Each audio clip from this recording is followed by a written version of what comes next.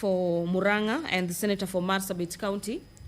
Senator John Nyotu, the senator for Muranga County, wants the Cabinet Secretary for Environment, Climate Change and Forestry to explain why dumping of waste has been allowed to continue at an illegal site located at Mukara Junction in Mugaru Ward in Kangema, Muranga County, a site originally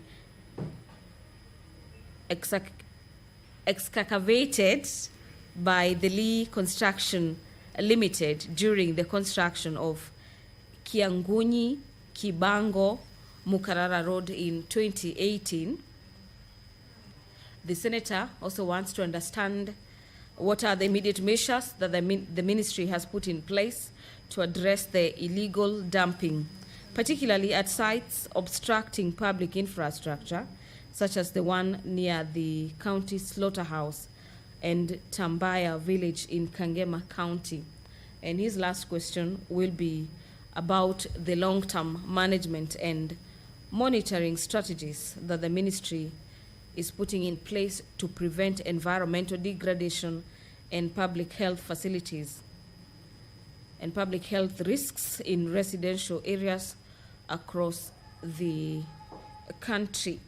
The Speaker is about to enter the chamber as the Sergeant Tam has announced the arrival to the members who are now upstanding as per the House rules when the Speaker is walking into the chamber at the commencement of business. Allow me to hand over for this live broadcast of the Senate, presided over by the Speaker of the Senate. Ewe Mwenyezi Mungu, tutakusihi tutazame kwa neema nyingi na baraka sisi watumishi wako ambao umeridhika kutuita kwa nyadhifa za uongozi katika jamhuri hii yetu. Tukuomba utuajalie tuyatende na kufikia mambo yote atakayofikishwa mbele yetu kwa njia ya haki na uaminifu, ili kustawisha amani, ufanisi na heri ya nchi yetu na wale ambao haja zao umezikabidhi mikononi mwetu. Amen.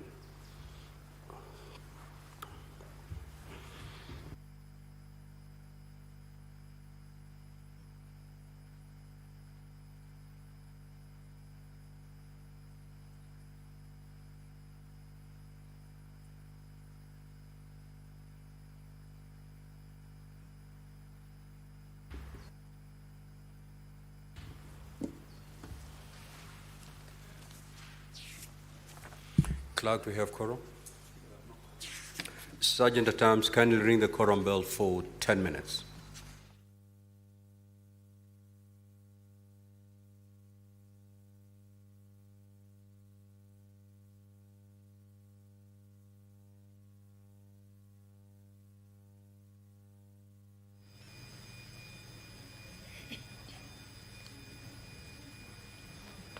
The business of the Senate has kicked off this morning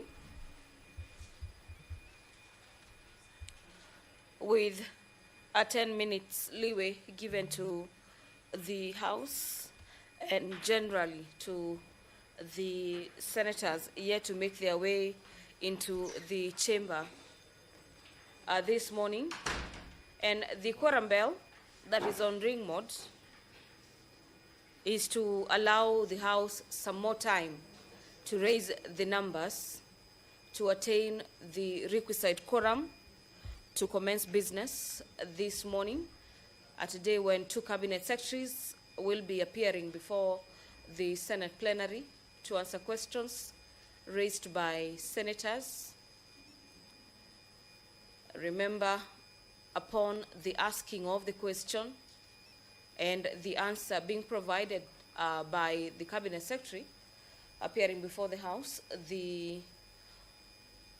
originator of the question or the primary source of the question, who is the senator listed in the order paper as having had asked the first question, is given an opportunity to ask supplementary questions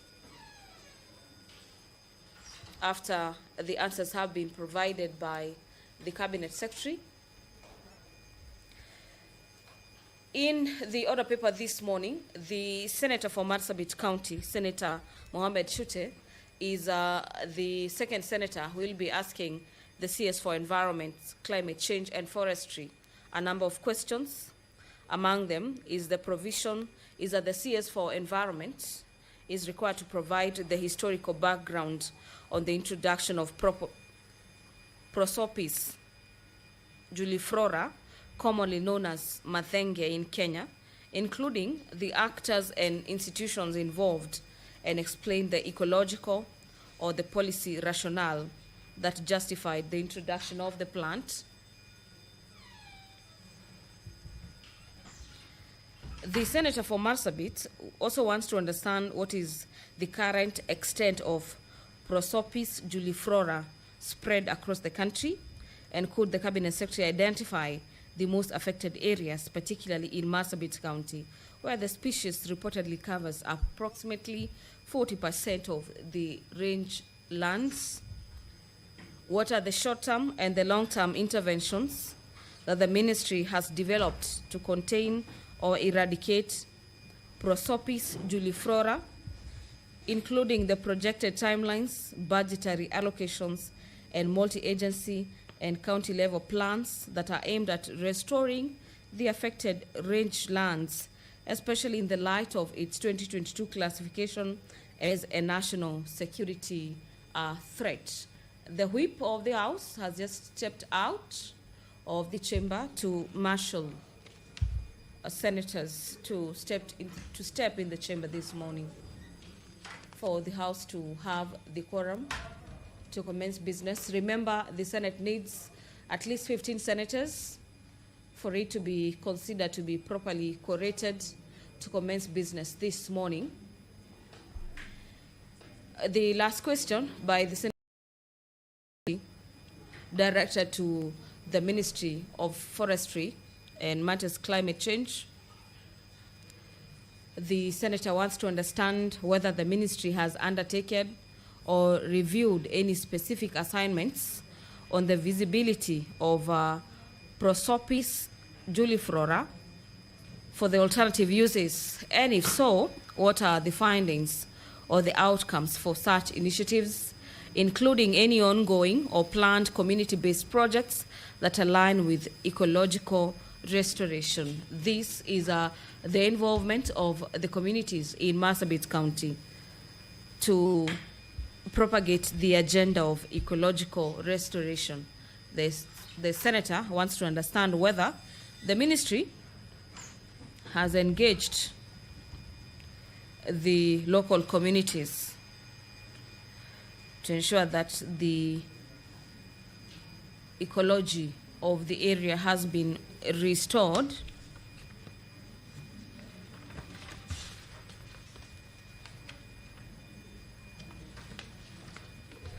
To the required standards or the proposed standards. As we wait for the quorum to be attained at the Senate, after which the production unit will be handing you over for this live broadcast of the Senate. The Senate this morning has also lined up a number of motions for consideration. Among them is a report of the liaison committee on the activities and the operations of the select committees during the third session of the House. The chairperson liaison committee will be seeking to have the Senate note the report of the liaison committee on the activities and operations of the select committees during the third session of the Senate, and this is in line with the House Standing Orders, Standing Orders number 224, subsection 2 of the Senate.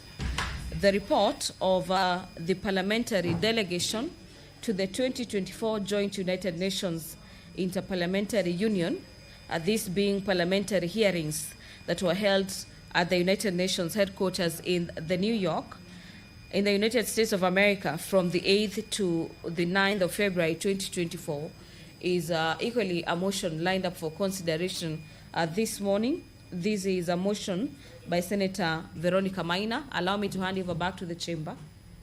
Kindly call the first order. Order number 1, administration of oath. Order number 2, communication from the chair. Order number 3, messages. Order number 4, petitions. Order number 5, papers. Order number 6, notices of motion. Order number 7, questions and statements. Now, Honorable Senators, we have 4 questions that are scheduled for response this morning, and we expect to have 2 cabinet secretaries this morning. The CS in charge of youth affairs and the CS in charge of environment and climate change and forestry. We are going to begin with the CS in charge of youth affairs, the CS Honorable Salim Muvuria, who is going to respond to question number 039 by the Senator from Makueni, and also question number 067 by the nominated Senator Joyce Korire. Clerk, kindly confirm that CS Muvuria is within the premises of Parliament, and more particularly in the chamber. Now, Honorable Senators, we're going to take at most 25 minutes per question so that we save on time.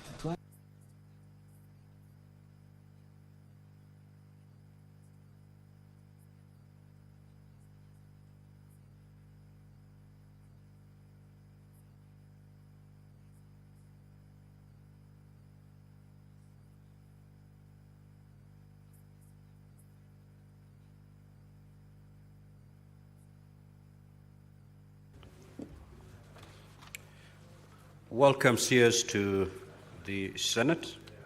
You have to.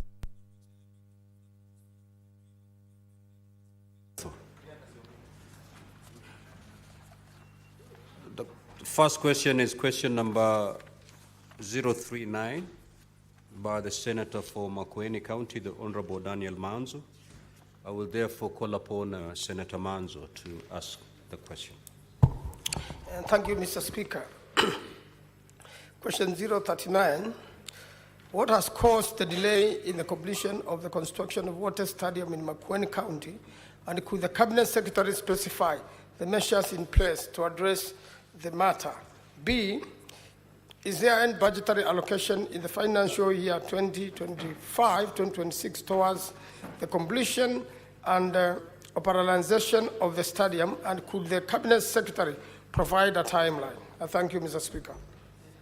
Honorable CS, you may now proceed to respond.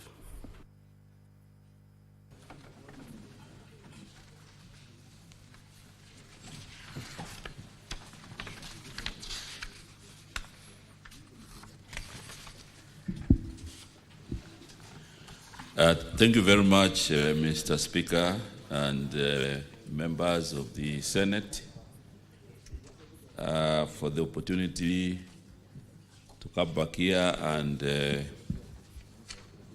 give a statement on the state of Makueni Water Stadium. And allow me, Your Honor, to read my statement. I'm honored to provide to the Senate Business Committee a statement detailing the causes for delay in the completion of Water Stadium in Makueni County.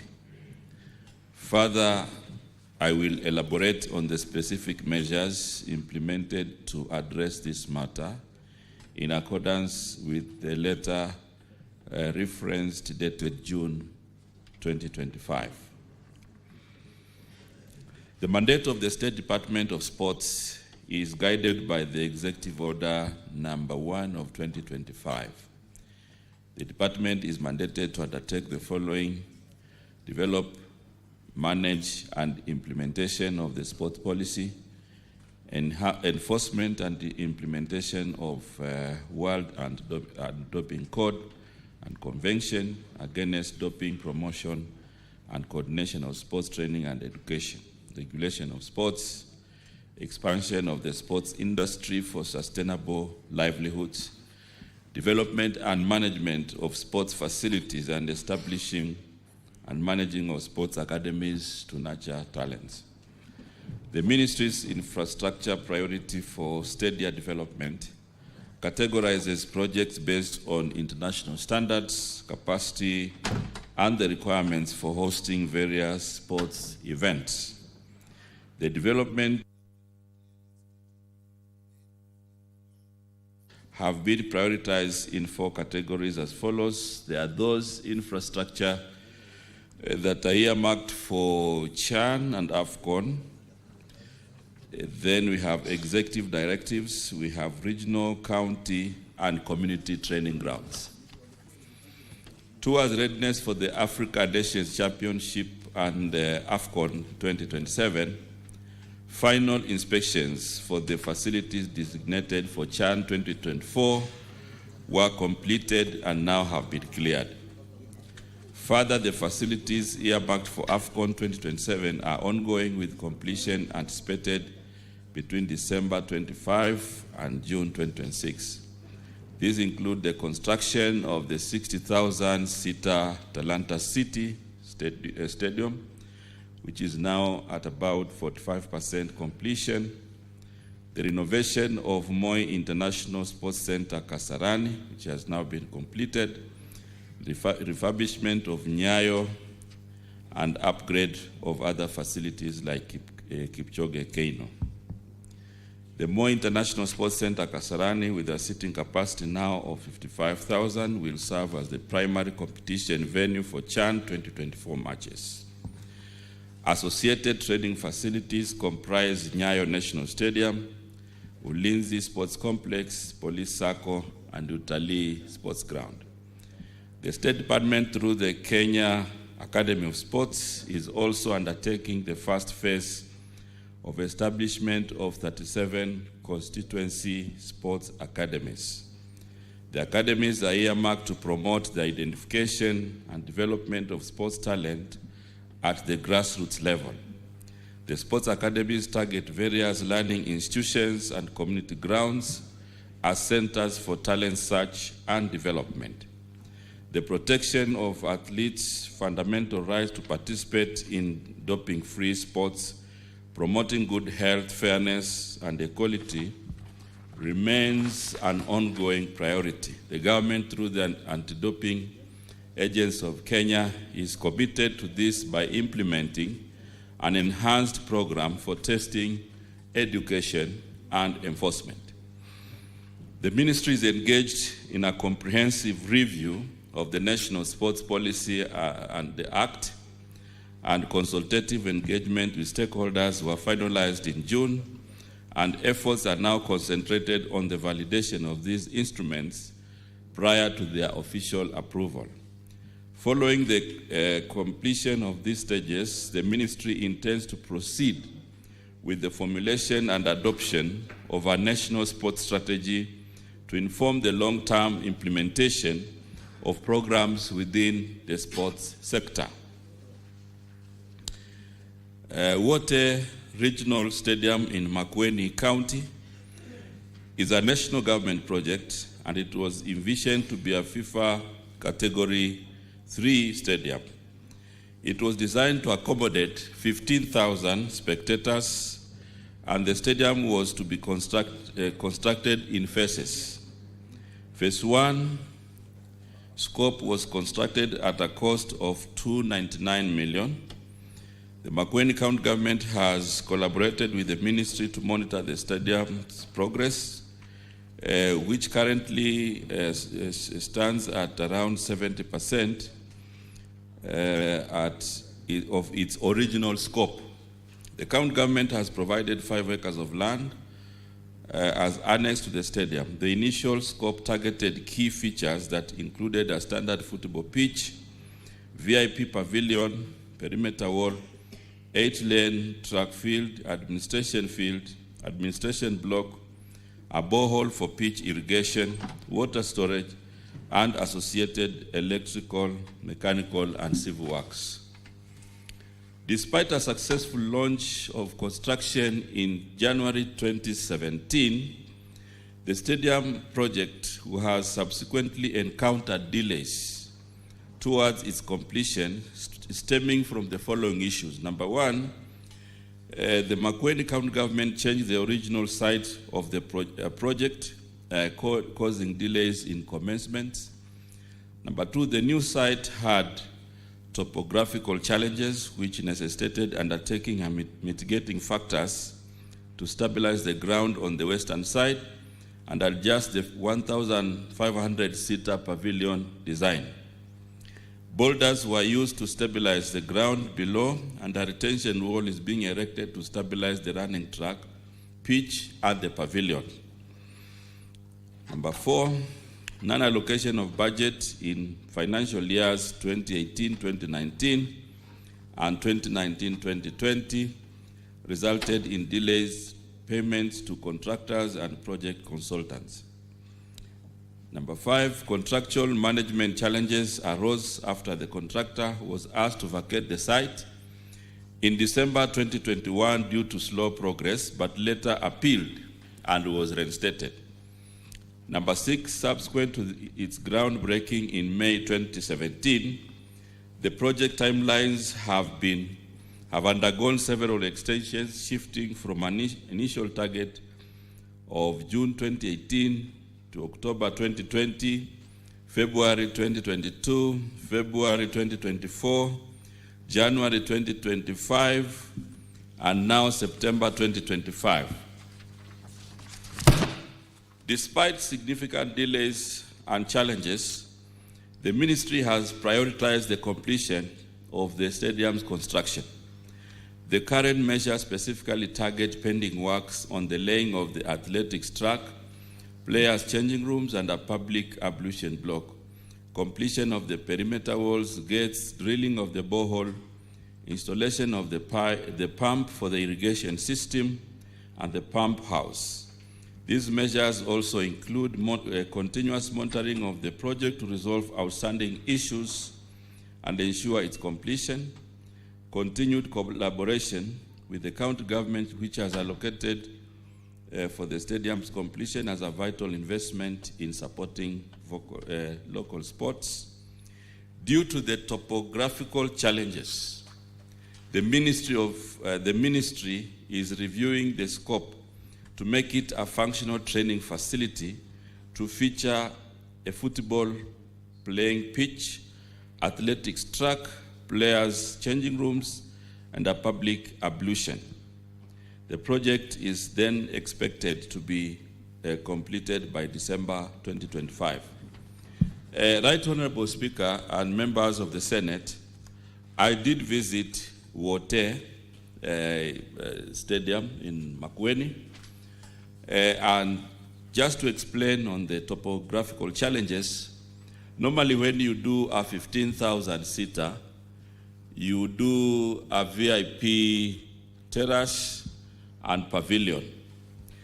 The current piece of land where this project is located has a lot of challenges. The contractor tried to put boulders, but the original design will not be achieved, because if you look at the ground level where the boulders are being put and the base where you have the pitch, you are talking about a height of between 3.5 to 4 meters, which means if we go ahead to put the boulders and other material, we are likely to spend more than the amount of money earmarked for the stadium.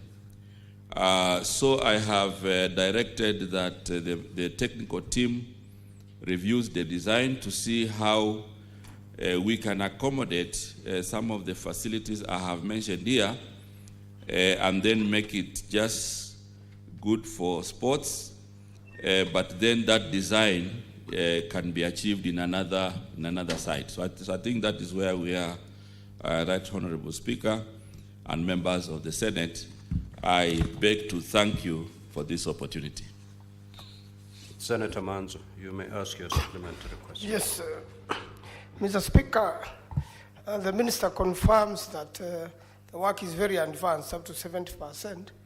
And Mr. Speaker, I'm asking him, Makueni, Wotembi under 2 hours drive, could it not be one of the stadium you could use for AFCON training during the sports in 2027? And secondly, he has not answered my B, what is his budgetary allocation this year, and when does he intend to complete the stadium?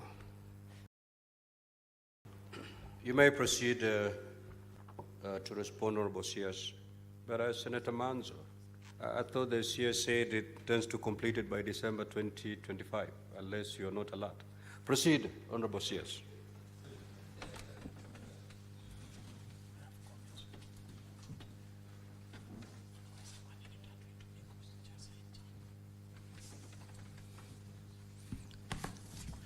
Yeah, Honorable Speaker and members, as I said earlier, we now intend to complete this facility by December 2025. However, I want to mention here that the original design that we do for 15,000-seater cannot be achieved on that site, because the western side of the pitch, and I've been there, Honorable Senator, I've visited there.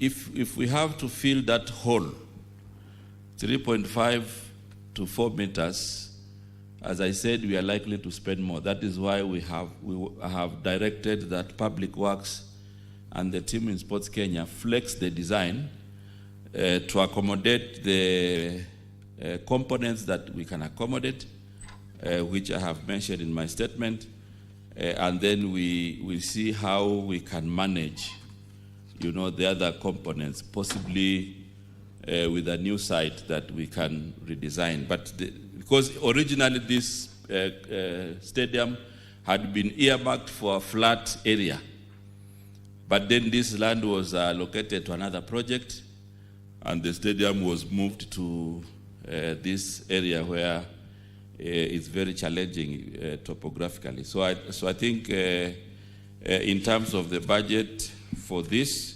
we don't have a national treasury allocation.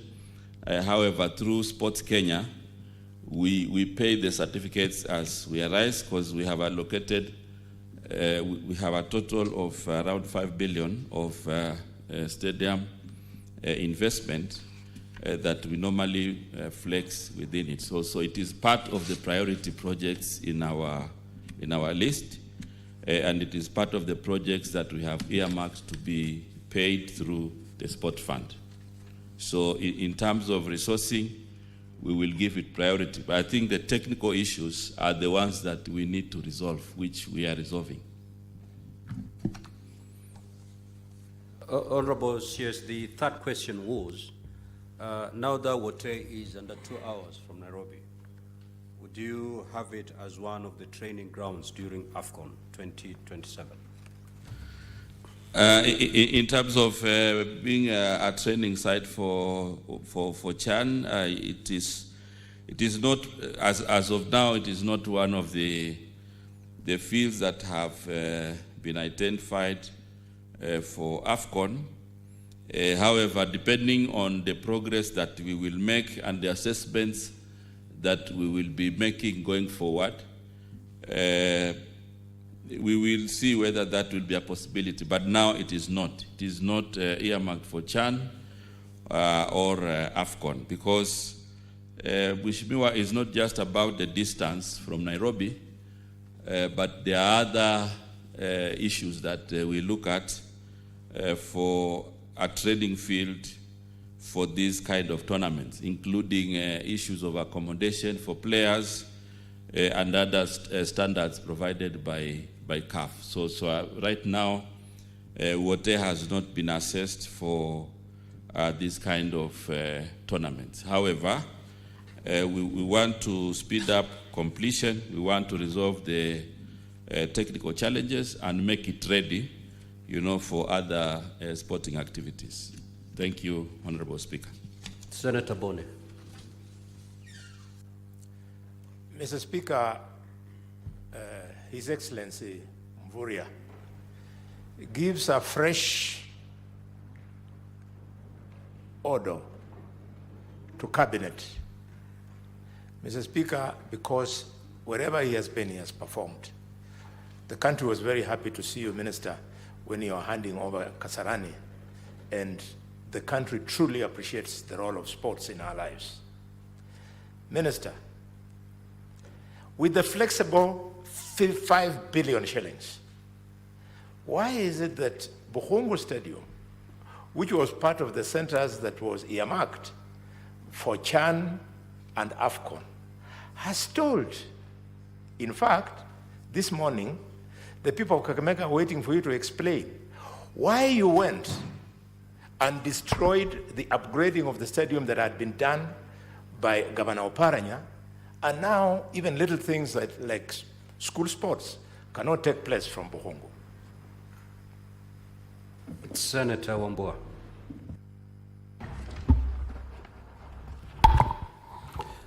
Speaker, I want to go back to water.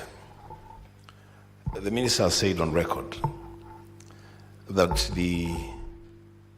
they're not going to be able to achieve the capacity, the original capacity of the stadium. I would have wanted to hear from him telling us and the people of Wote what will be the capacity of the finished stadium that they're going to do, and now that the capacity will be smaller, has that had an impact on the final budget for that project? Does it mean then we'll spend less to achieve that project? I thank you, Speaker. Senator Cherio, the Majority Leader. Thank you, Mr. Speaker. I also want to ask a supplementary question to the Minister. About 2 years ago, the people of Kericho hosted the national celebrations at the Kiprugut Chumo Stadium. And Mr. Speaker, there was a promise by the government that though it was not completed due to the exigencies of time and budgetary constraints at that time, that at a particular point in time, that stadium will be built to the expected standard. It's now been 2 years, and since the day the contractor left site 2 years ago, no improvement works have been done on that particular stadium, which is a stadium named after Kenya's first Olympic medalist in 1962 in Mexico. And Mr. Speaker, we find that to be completely unfair, given that when the government visited Kericho, we played very good host. Could the minister tell us if there is any mistake that we made during hosting them that has made the government flee from that stadium and has never come back again? And if there is no mistake, then when do they intend to come and complete the stadium? I thank you. Senator Faki. Asante Mheshimiwa Spika kwa kunipa fursa hii. Mheshimiwa Waziri, Mombasa na Pwani kwa jumla haina stadium yoyote ambayo yaweza kuhost hata mechi ya Gor Mahia na FC Leopard kwa sasa. Mombasa Municipal Stadium, kaunti ya Mombasa walijaribu kujenga mwaka 2018-19, lakini ikakwama kwa masuala ya COVID ilipoingia. Na hapa Senate tulipitisha resolution mwaka jana kwamba kaunti ya Mombasa ipewe conditional grant ya bilioni 1 na milioni 200 ili kuweza kufanikisha ujenzi wa stadium hiyo ya Mombasa. Na mpaka leo Mheshimiwa Waziri, hatujapata mwelekeo wowote kuhusiana na kama hizo pesa zitatolewa kwenye sports fund ama hazitatolewa, na kama hazitatolewa serikali na mpango gani kuweza kuhakikisha kuwa Mombasa inaweza kupata stadium ambayo ni ya kimataifa, ambayo inaweza kusaidia kuinua vipaji vya vijana na vile vile pia kuandaa michezo ya hali ya juu ambayo itasaidia kuinua uchumi wa kaunti ya Mombasa na Pwani kwa jumla, na vile vile pia kujenga vipaji vya vijana ambao wengi wanatarajia kupata fursa ya kucheza mpira wa kimataifa, lakini kwa kuwa hakuna stadium katika maeneo yao, azma zile ama nia zile zinakuishia bila ya kuweza kufikiwa. Asante Mheshimiwa Spika. Senator Seki. Thank you very much, Honorable Speaker. I also want to know from the Cabinet Secretary that Kajiado, specifically Kajiado North, that's Ngong, it has been a training center or site for many athletes in this republic. And being very near town to Nairobi, we thought it would be a very good site for even a sports academy. Could the Cabinet Secretary tell this House if there's any plan for Kajiado County, particularly Kajiado North, being a site for training and particularly for athletes this republic, if there is any plan for this county to benefit from the county or even from the government itself? Thank you very much. Senator Sifuna. Thank you, Honorable Speaker. As you know, I am an unacknowledged patron of the Kenya Lionesses 15s team.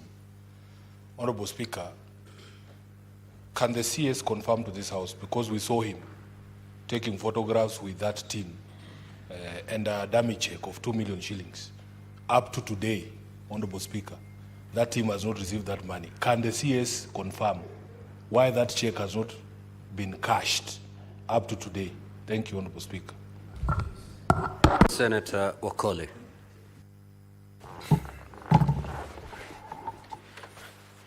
Asante Mheshimiwa Spika, na karibu Waziri wa Michezo. Langu ni swali Mheshimiwa Spika, siku ya madaraka miaka 2 iliyopita, serikali nzima ilitua katika uwanja wa michezo wa Masinde Muliro kule Bungoma. Kenya nzima ilipashwa mbwembwe na hoihoi. Leo Mheshimiwa Spika, kiwanja bado hakijakamilika. Kwa niaba ya mabanati wa kaunti ya Bungoma, ningependa waziri anyanyuke na atueleze ni lipi ama siku ipi uwanja utakamilika, na jinsi ndugu yangu Boni ameeleza seneta, tulitaraji mkoa wa Magharibi, eneo la chemichemi ya talanta, tungeweza kuwakaribisha Wakenya na Afrika nzima katika mkoa wa Magharibi. Lakini leo tunatazama tu kwa runinga, Mheshimiwa Spika, huku tukijiuliza tulimkosea Mungu nini.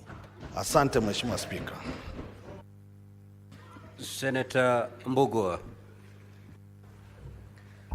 Thank you, Mr. Speaker, sir. CS, you indicated that you gave priority to the stadiums which will host the CHAN, and you have done well to complete them. Could you take this opportunity to tell the House and the country how prepared our team is for the competition, which is just a few weeks away? Thank you. Senator Alexander Mundigi. Thank you, Mr. Speaker, sir. To the Cabinet Secretary, you have indicated about AFCON will come in 2027, and you have indicated numbers of counties that are going to benefit the time of practice. Is it possible to include Embu to be part of that money, so that money can help us in Embu County economy? And Mr. Speaker, sir, I know we have a stadium in Embu County. It is very small, and the government of Kenya Kwanza, they sent, and Minister, you know that, about Njukere stadium that can benefit Embu County in a sport. When are you going to implement it so can people of Embu County can benefit? Thank you, Mr. Speaker, sir. Senator John Metho. Thank you very much, Mr. Speaker. Mine is also a follow-up question on a stadium. The people of Nyandarua have had aspirations of having their own stadium, or Karau Stadium. And when the president last visited Nyandarua, or rather, the 3 times that he has visited Nyandarua, he promised that we shall get a stadium. And there was a handover of the Karau Stadium to the military. So I want to know from the minister, what timelines are they working with? Now that they are working together with the military, what timelines do they have, or what comfort do they give the people of Nyandarua of when they will get their stadium, the Karau Stadium, ready? Honorable CS, you may now proceed to respond to those questions. Thank you very much, Honorable Speaker. And I think I must say that the inspiration, from the Senate to work with the ministry on matters, sports and infrastructure development is an amazing factor. And that is why I can say that even though I came here for only one question on Makueni, there has been now enthusiasm to share information across the board. Number one, I want to say this for the record, Honorable Speaker. For the African Nations Championship, CHAN,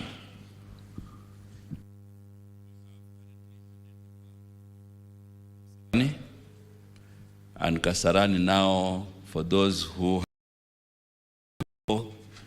it's a completely new facility with changing rooms, with a canopy, with seats, with a good pitch, with screens, and many other facilities that had been earmarked as part of the standard. So we have fully completed this.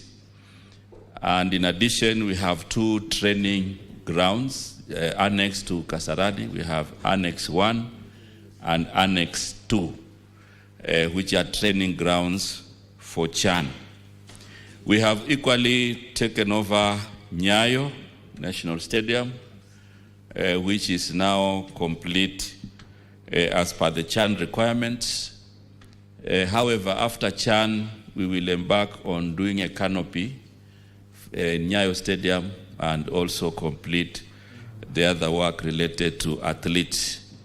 We have equally handed over Ulinzi for training and police stadium, police circle stadium for training, which will also upgrade immediately after CHAN for other facilities. We have also Utalii College grounds, which will also be part of CHAN. So that is the package, you know, that we have completed for the tournament in August.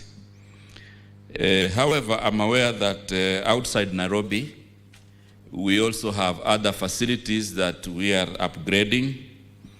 And even though I did not come with a full statement, Right Honorable Speaker, you will allow me also to respond as it is. Number one, there were issues in Bukungu Stadium in Kakamega. Then we visited, we had a meeting with the county government and the technical team. And as we speak, Honorable Speaker, we resolved the issues around Bukungu and the contractor is on site. Part of the stalemate was a pending bill of 627 million by the county government. And we agreed that the county government will be settling that one. As we also manage the 1.5 billion part of the spending that we'll do in Kakamega. So Bukungu now, the contractor is on the ground. In fact, I just saw a certificate last week and we have paid, and therefore he should continue. And we will be monitoring, we will hasten implementation so that this becomes part of the AFCON grounds in 2027. The water, coming back to Makueni, what the field now will accommodate is around 5,000 capacity. Because of the other challenges I mentioned, it cannot hold 15,000. And therefore in Makueni, we will also find another place where we can do a 15,000 seater stadium. But because this is a project which was started in 2017, we will endeavor to complete it to, you know, accommodate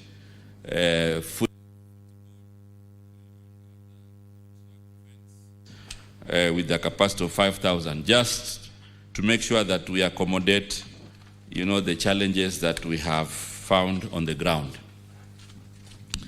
I also know that in Kericho,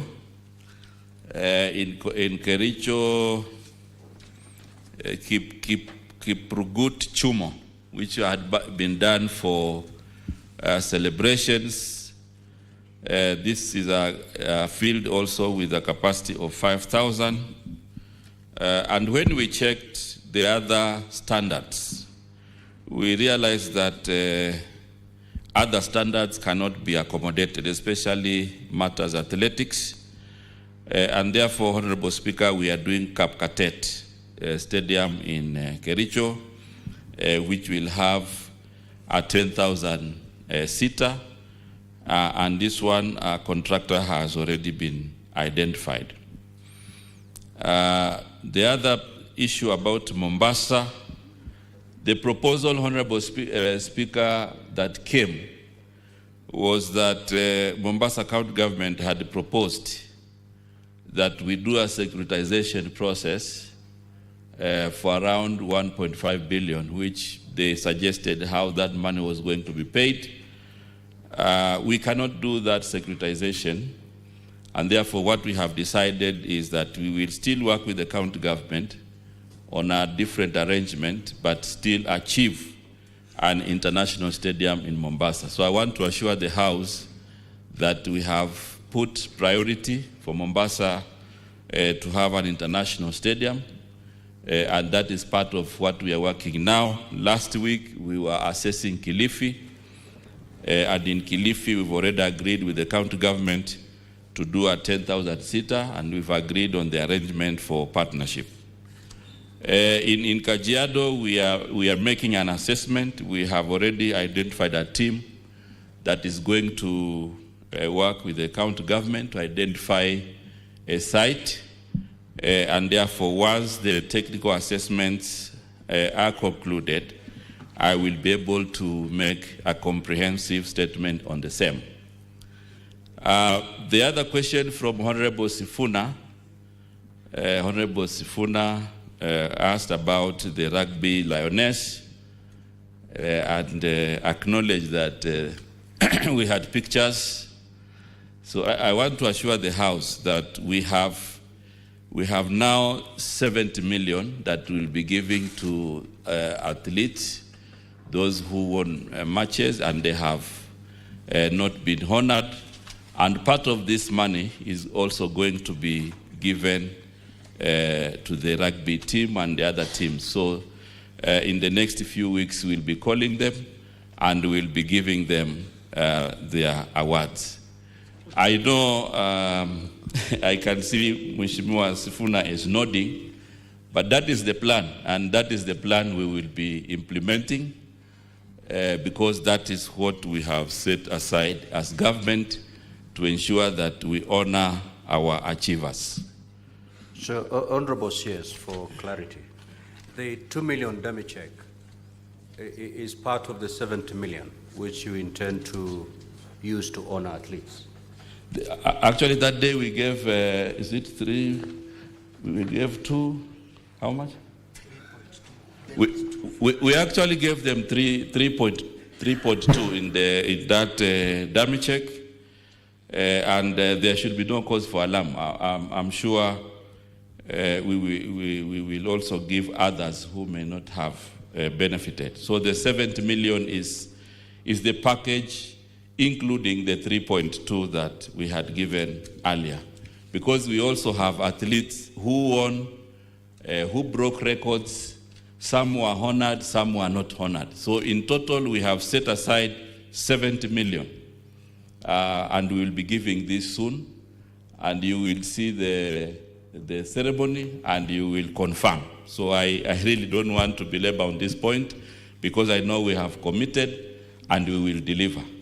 Maybe Mheshimiwa Sifuna would have wanted it differently, but this is the arrangement that we have done in the ministry. The other question is about Bungoma. Bungoma, we have paid 36 million for the canopy.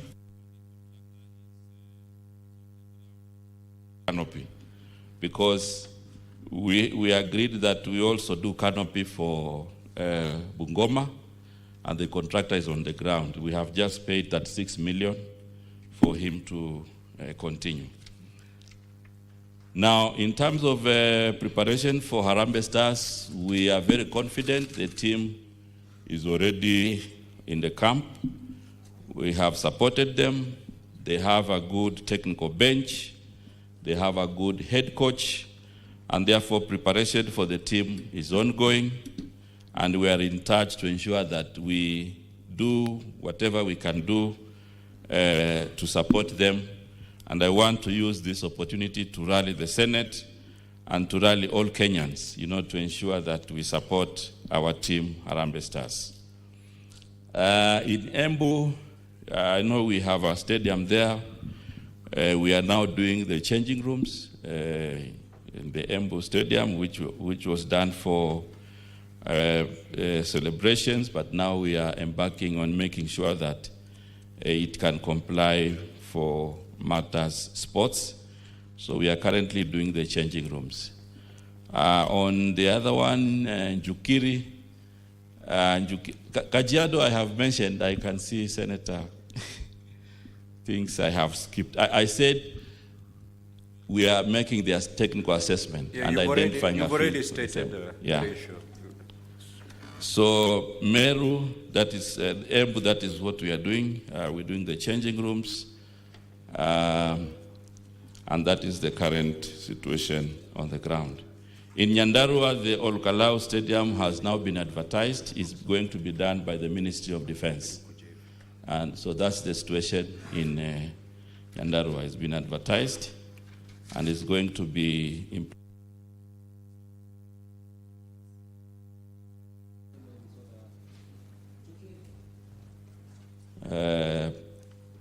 Njukiri.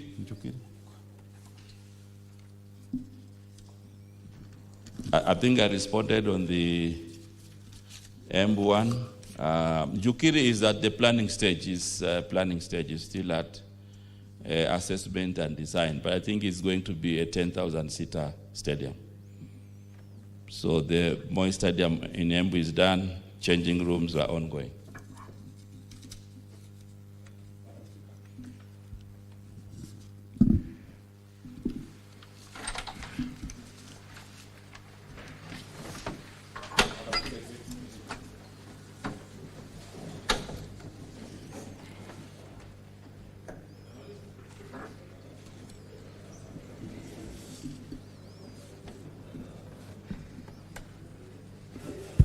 CS, please finish. Yes, Madam Speaker, I have finished the supplementary questions that arose from the floor. Because away from the first question, we had an official statement. We also decided to respond on the ones that have come from the floor. Thank you.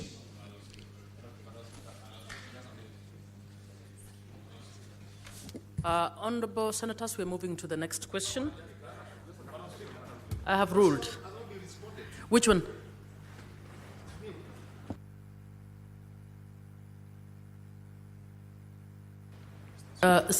Please give Senator Q the floor. Madam Speaker, my question was very specific, and it was actually arising from water. The minister said that they have cut down on the size of the stadium. And I asked, what is going to be the new capacity of that stadium?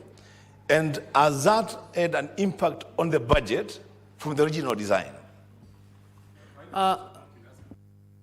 Senator Methu, which bit has not been answered? Just you know, the minister has just said what I've said. He has told us that the stadium has been handed over to the Ministry of Defense. That is what I said. He has said that the stadium has been advertised. That is what I have said. I asked him, what timelines are there?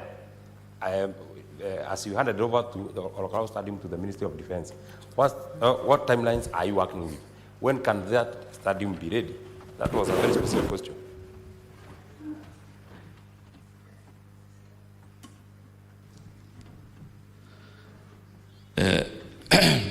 Mr. Speaker, allow me to restate my points as follows. Number one, I said the new capacity in Wote will be 5,000. And I also said that we will identify a new ground where we will do a bigger stadium of 15,000 capacity. I also said in Nyandarua, Olkalau has been advertised by the Minister of Defense, and that size of stadium takes about 12 months to complete. Maybe I should also add as additional information that Kitui is now 15% of implementation and is going to be handed over to us by the contractor on the 6th of October for Mashujaa celebrations. Thank you, Honorable Sears. Honorable Senators, we will now move to question number 067 by Senator Joyce Korir. And I'm informed that Senator Miraj is going to ask that question on behalf of Senator Joyce Korir. Honorable Miraj, you may proceed to ask the question. Thank you, Mr. Speaker, sir.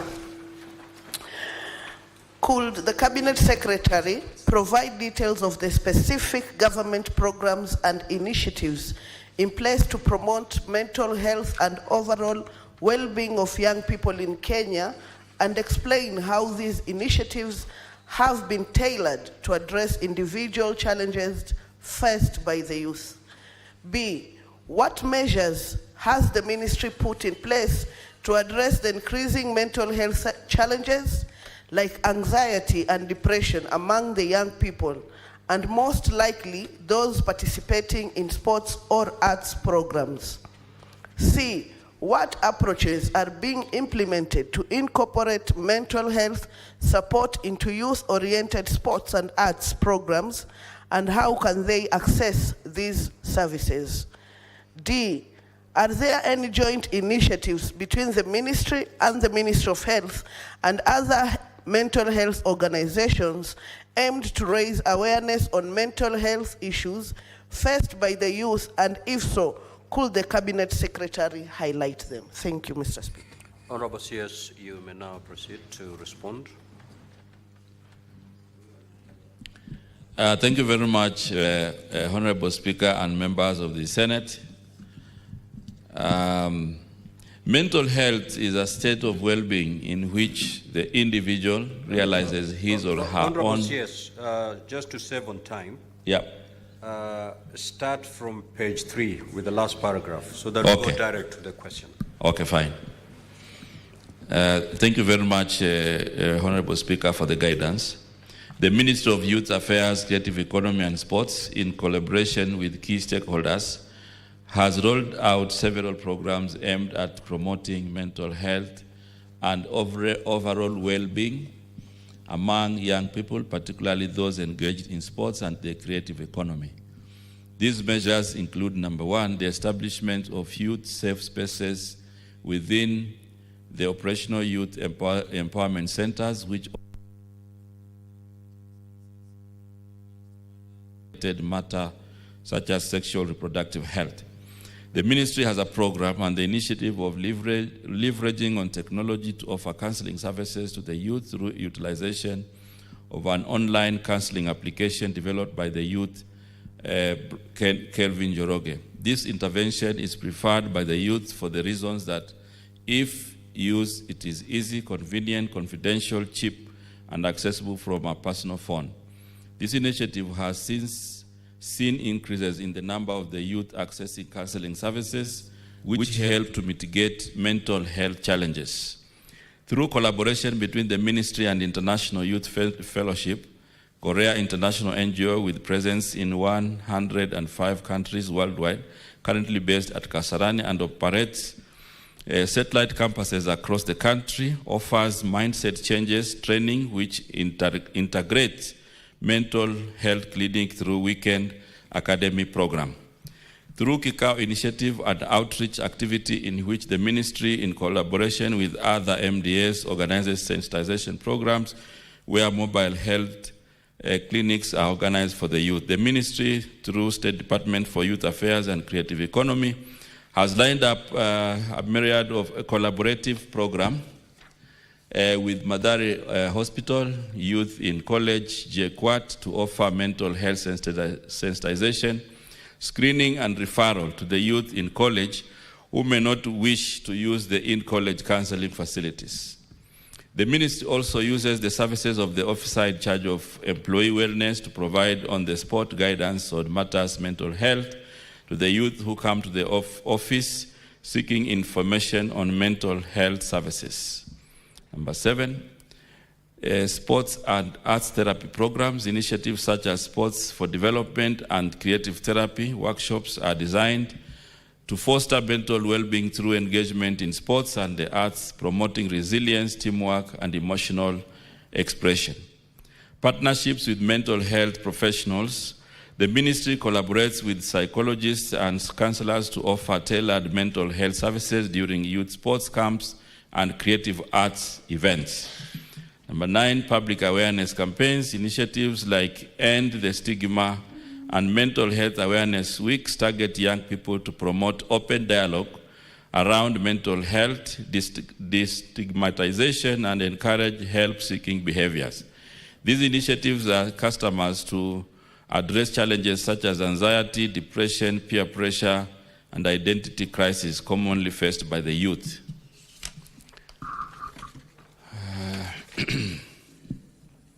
The ministry also has adopted a multifaceted approach, including embedding mental health services in youth centers and sports federations. 120 operational youth empowerment centers now integrate mental health sessions, including counseling in their daily activities. The sports federations too have integrated counseling and mental health screening in their programs. Training coaches and instructors, capacity building for coaches and arts instructors on mental health, first aid, to identify early signs of mental distress among participants. 3, referral systems, established referral pathways for young people requiring specialized mental health services to public and private healthcare providers. Number 4, wellness programs for national teams. The ministry supports the Kenya Academy of Sports to include mental health modules in athlete development programs, including psychological preparation and past-event counseling. Integrated service delivery model. The ministry is piloting integrated sports and arts programs with inbuilt mental health support services. These are accessible at county youth empowerment centers and during national events like the Kenya Youth Inter-County Sports and Cultural Association Games. Number 2, mobile counseling units. In partnership with NGOs, the ministry has deployed mobile mental health units to reach young people in remote areas during sports and arts events. Number 3, access channels. Youth can access mental health services through referrals from coaches and youth officers, direct contact with on-site counseling during events, toll-free mental health helplines. The other part of the question, the National Multisectoral Mental Health Action Plan 2021-2025, the ministry is a key partner in implementing the plan, which is led by the Ministry of Health. It prioritizes youth mental health through joint campaigns and community outreach programs. Number 2, collaborative awareness campaigns, joint initiatives with organizations like Basic Needs Kenya and the National Authority for the Campaign Against Alcohol and Drug Abuse, NACADA, focus on mental health awareness during sports tournaments, training peer education in mental health literacy. Number 3, National Sports Safety Framework, developed with input from the Ministry of Health. This framework includes mental health as a critical component of athlete safety and wellness. And finally, specific campaigns, Mind Your Youth, our youth campaign. This is a joint program promoting mental health awareness in schools and community sports hubs. I beg to submit, Honorable Speaker. Thank you. Honorable Miraj, you may ask your 2 supplementary questions. Thank you, Mr. Speaker, sir, and I'd like to thank the CS for a well-elaborate feedback from the questions by Senator Joyce Korir. But for the supplementary, if I may put to his attention, due to the so many land grabbing issues from our region, so many youth facilities, especially the ground. Which is your region, Honorable Miraj? Coast region. You have to state which is your region. Thank you, Mr. Speaker, sir. From the coast region, we have grounds like Kishada in Kisauni, Mende in Likoni, and Vexula in Likoni, where land grabbers are taking away the grounds from the youths. And this is increasingly adding up the numbers of our youths who are mentally unstable right now. You've spoken to a matter of sports in our schools to help in curbing the mental crisis that we are having from our youths. Can I put to your attention, CS, that most of the schools do not have playgrounds for them to go for sports. I don't know what measures you are taking, because as much as I can remember is that the president had put a task force and a fund to repossess grab land from the land grabbers. As a ministry and mental health in the picture, what are the measures you are going to take to safeguard the grounds that are being affected by major infrastructural programs by government and the land grabbers in our region? Thank you, Mr. Speaker, sir. Honorable CS, you may respond. Thank you very much, Honorable Speaker. I want to say that I acknowledge the question that has been put to me by Senator Miraji on matters land. And what we are doing as a ministry, we are working very closely with county governments, with the Ministry of Land, and also with Ministry of Education where schools are concerned, to ensure that one, the grabbed land is repossessed, and number two, to also protect other pieces of land from land grabbers. So that is the effort that we are doing. And part of the program that we are doing on sports academies is part of that program where once we identify a place where we are doing an academy in a school, we also work with the other agencies to ensure that land is reclaimed, repossessed, and protected from grabbing. So we are working with other agencies of government on that matter. Senator Catherine Muma. Thank you, Honorable Speaker, for the opportunity to ask the CS a question. Thank you, CS, for your elaborate response to Senator Kore's question. Honorable CS, what you said sounds so good, but I would want to know where it is actually being implemented. In particular, I would want to know what programs you have in Nyakach sub-county, where I have been for the last 1 month. Honorable CS Nyakach in 2023 had teen and child pregnancy to the extent of 3,816. We have child mothers, we have young boys with a lot of mental health. We don't have any programs in that sub-county community. We don't even have any interventions. I'm trying to work with one CBO, trying to intervene for child mothers who cannot access counseling services and so on. Where are these programs? And why are they not reaching Nyakach sub-county? Senator Gataya. Honorable Speaker, I have a supplementary question to the CS Sports concerning a stadium in Tharaka Nithi. Honorable Gataya, kindly take your seat. What is it, Honorable Speaker? Just take your seat. Just take your seat. Senator Manzo. Thank you, Mr. Speaker. Mr. Speaker, I had an opportunity to be a secretary in the Ministry of Youth and Sports. And I want to ask the Cabinet Secretary in this relation to the mental illness of young people. The Youth Fund was set to help those who wanted to set up businesses so that they can self-employ themselves. I've seen an initiative whereby people are fundraising for the youth. What has happened to the Youth Fund? And now implementing it to make sure that we reduce mental illness or depression or stress of young people by making sure that they secure their future through self-employment. Senator Veronica Maina.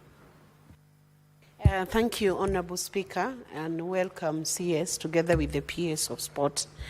My question is in regard to promotion of mental health among the youth.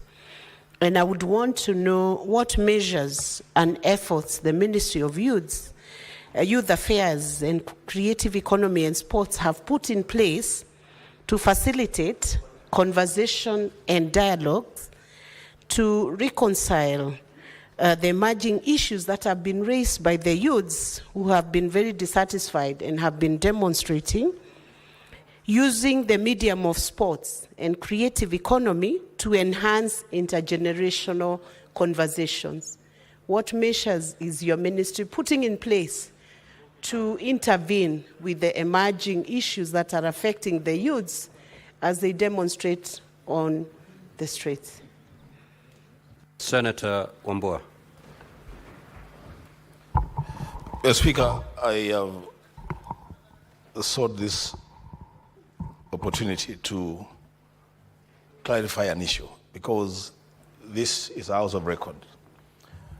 The CS has indicated to us in the previous question that Kitui Stadium is being renovated. Senator Wambua. Mr. Speaker, this is important. Senator, however important it is, we have our rules. Yes, Mr. Speaker. And but the people of Kitui are online. Senator Wambua. And they are saying the stadium is not being renovated, Mr. Speaker. Senator Wambua, Senator Wambua, you had an opportunity. I gave you an opportunity. Yes, but he responded to when he responded to the Speaker. We have dealt with our question. We are now on the question of mental health. Mr. Speaker. Anything that is not related to mental health. Mr. Speaker, it is the same ministry. Seen. Take your seat, Honorable Senator. Mr. Speaker, I'm here because Senator Wambua, you're defying the ruling of the Speaker, and you know the consequences.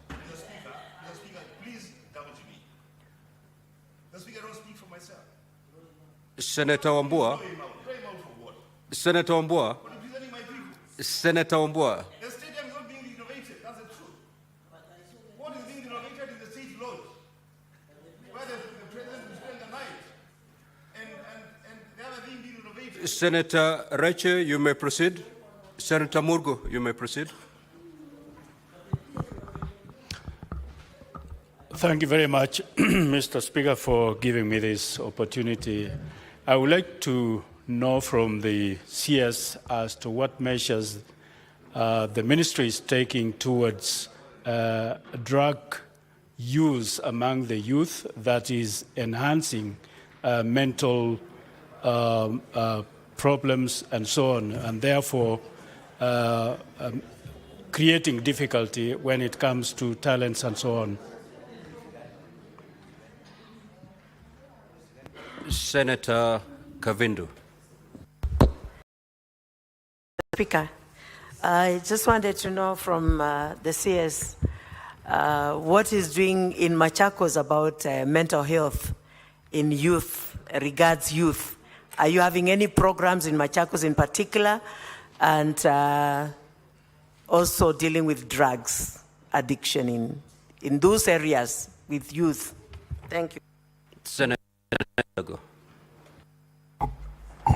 Thank you very much, Honorable Speaker. Honorable Speaker, my question to the CS is, the programs he has said they are running, unfortunately, we have not heard about them in the counties, Honorable Speaker. What is the CS doing and the ministry doing to ensure that these programs reach the youth at the lowest administrative unit at the ward level, to ensure that the sensitization and the programs do benefit the youth, Honorable Speaker, and even using sports? Why do we have tournaments that are being funded by members of parliament individually and so forth? Why can the ministry itself run all sports tournaments for youths across all the wards, 1,800 wards in this country, so that even the programs can have higher penetration in terms of reaching out to the youth? Thank you, Honorable Speaker. Senator Beatrice Akenya. Thank you, Honorable Speaker. I needed to get from the CS. Bona CS, do you think we handled the Gen Z issue in last year well? And in your opinion, as a ministry, what are some of the innovative ways in which we could have attended to their outcries? Senator Newton. Thank you, Mr. Speaker. My question to the CS is on mental health for the youth. Exactly how does the ministry identify youths who have mental health challenges? And I ask that, Honorable Speaker, because what the youths have been going through in the last few months must have cost most of them challenges, seeing most of them killed and sometimes abducted. This must have caused a lot of mental stress and anguish. So how do you identify as a ministry youths that have mental issues, because we must prevent other than cure? Thank you, Mr. Speaker. Senator Chiranke. Thank you, Mr. Speaker. Sir, mine is on a follow-up on the issue of mental health among youth. Bwana Waziri, there were an issue that most of the young people that went on demonstrations, they were using hard drugs and substance abuse. As a ministry, there were allegations. Can you learn how the law operates, Senator Wambua? Mr. Speaker, you need to protect me.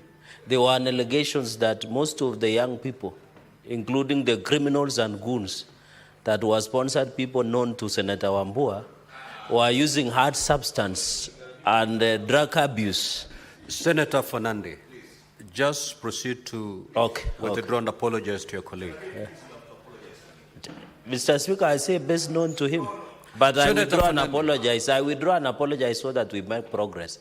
Mr. Speaker, I really wanted to find out the assessment of the Ministry of the Youth and Sports, whether some of the innovative agenda of addressing the grievances raised by the young people is part of making sure that there is mental wellness, Mr. Speaker, because we did pass the mental health bill in this floor of the House. I thank you, Mr. Speaker. Honorable CS, you may now proceed to respond. Honorable Speaker, I must agree that the questions are very many. But I want to assure you I will respond to all of them, including the one that I had already responded to from the Senator of Kitui. I was in Kitui last Wednesday.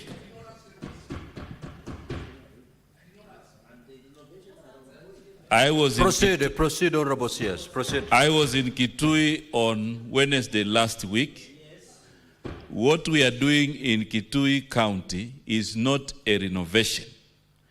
We are doing a fresh 10,000-seater stadium at Ithokwe. The contractor is on the ground. His name is called Milcons. So I want to confirm by the 6th of October, we will go back to take over that facility for Mashujaa Day celebrations. Honorable CS, proceed to respond to now I proceed.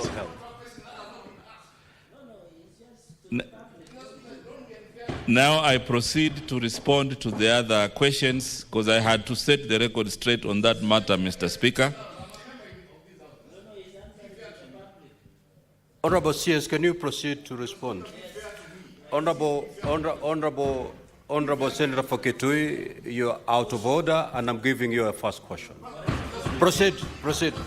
Okay.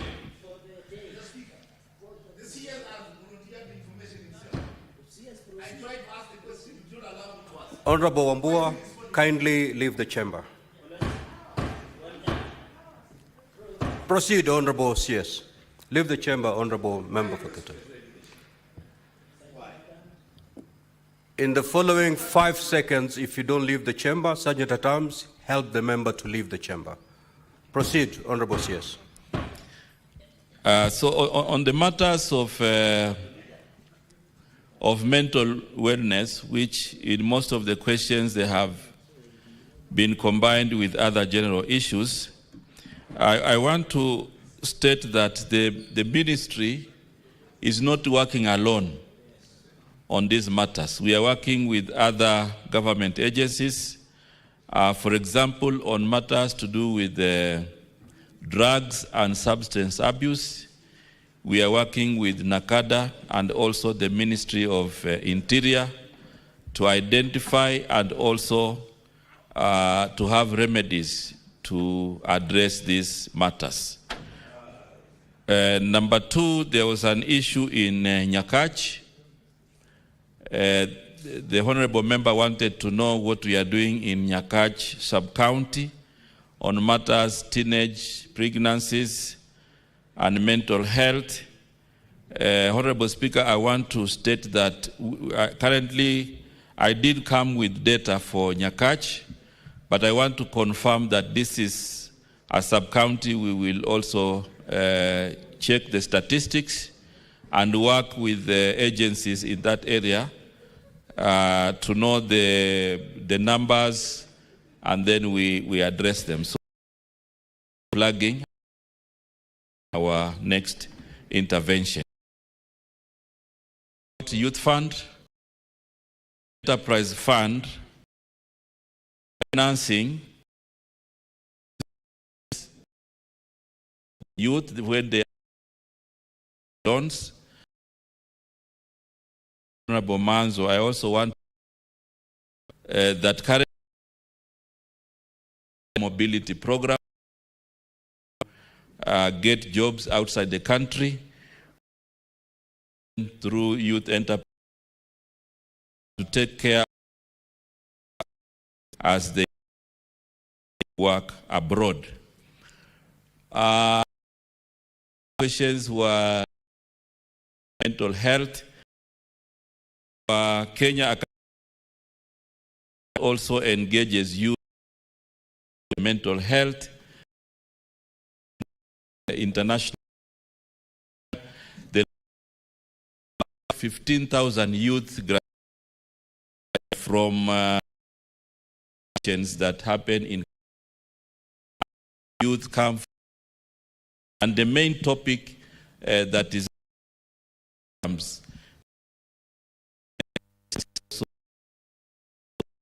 so this is a program we are international NGO, and it is touching on almost all counties. So it's only that we have a board counties. So you might not see it on the ground because they do it here in Kasarani, fully funded by this NGO and the Ministry of Youth. And we have agreed to extend this program to even the lower levels in our county. So we are working together with this NGO. On the matters of youth generally in this country, I think there has been a specific reference to what is happening now and the Gen Z and all this. I also want to state that as a ministry, we have initiated a dialogue program called WAZO and Kikao, which brings on board the youth for an engagement. And this program is ongoing. It's only that we are resource constrained, but we keep expanding this program. So we have a WAZO and Kikao program as a dialogue model where we discuss with the youth on some of the issues that they are facing in their lives.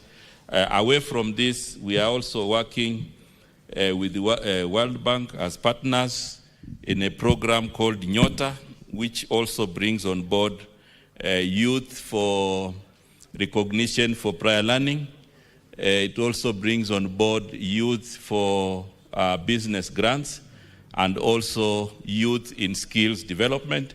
Currently, we have youth who have applied because this program, we are targeting 800,000 youth in the country, and we'll be launching these grants and the benefits in next month of August. Because now the applications have been processed online, *254#, and they are able to make the application for this program. This is a program where the youth participating will, at the end of the training, for example, those who will go through the business training, they will be funded 50,000 to initiate their businesses. Those who will do the skills component, they will equally be funded to inspire their skills, and they'll be paid 6,000 stipend a month for 6 months to make sure that they stay in this program and also benefit. This is a program which is running across the country, and therefore it is part of what we are doing to enhance their capacity. So I think basically, Honorable Speaker, on all matters to do with the mental health, I think these are general issues that I've already handled. On the matter of identification, we also have the Kenya Academy of Sports, referees, and other coaches at the community level. And identification, some of it is done at school level, some of it is done at community level, to ensure we bring them on board for training. And every training that is done for coaches, referees, and the community technical people, and the youth takes care of a mental health session, which is the one that handles most of the issues. One senator wanted to know my opinion. Do you think the Gen Z was handled well last year. I think this is a matter for discussion for all of us. I don't think I have a personal opinion on the handling of Gen Z, but I think my opinion and the position of the Ministry of Youth Affairs on matters youth is that the youth of our country are an opportunity that we can work together to transform our nation. However, for that to happen, you have to be connected to, because youth have a dream, not necessarily for them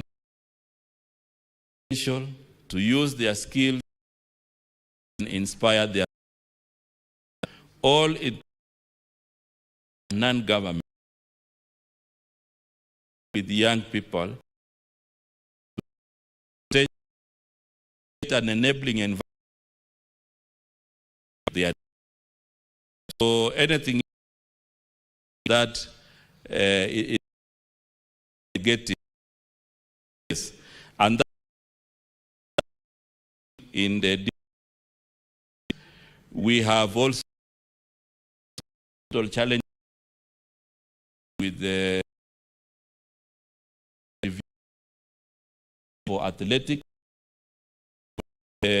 from for example, participate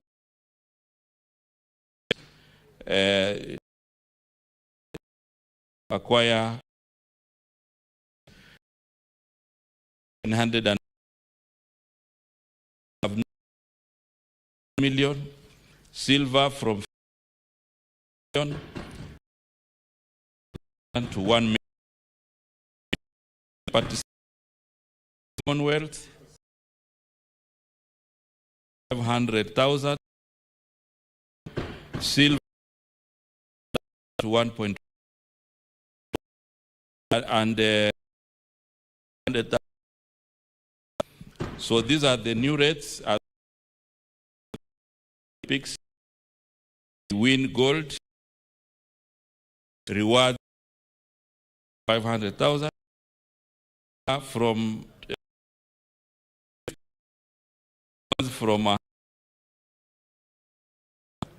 so these are measures inspire at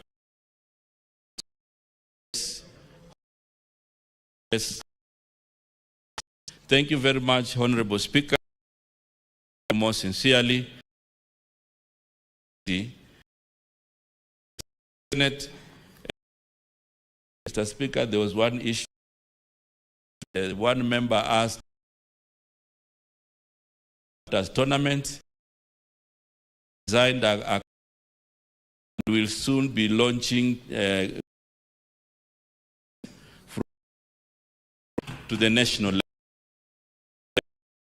So working with all of us, we can youth on the ground from the ward level to the where then expression of very key, and I'm sure where you tournament they are not sustainable, so we'll be working with you in this new arrangement. Thank you very much, Mr. Speaker and Honorable. Thank you. You are now free to leave to attend to other duties. Thank you. Clerk, you may now usher in the CS in charge of environment and climate matters.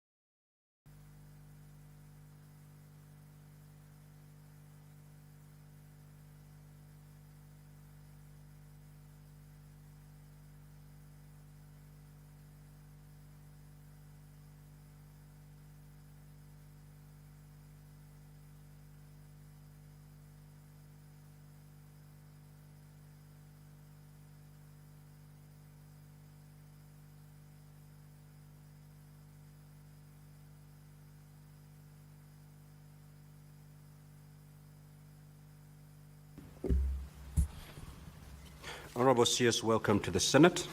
Now you're here to respond to question number 086 by the Senator from Murang'a County and also question number 091 by the Senator from Marsabit.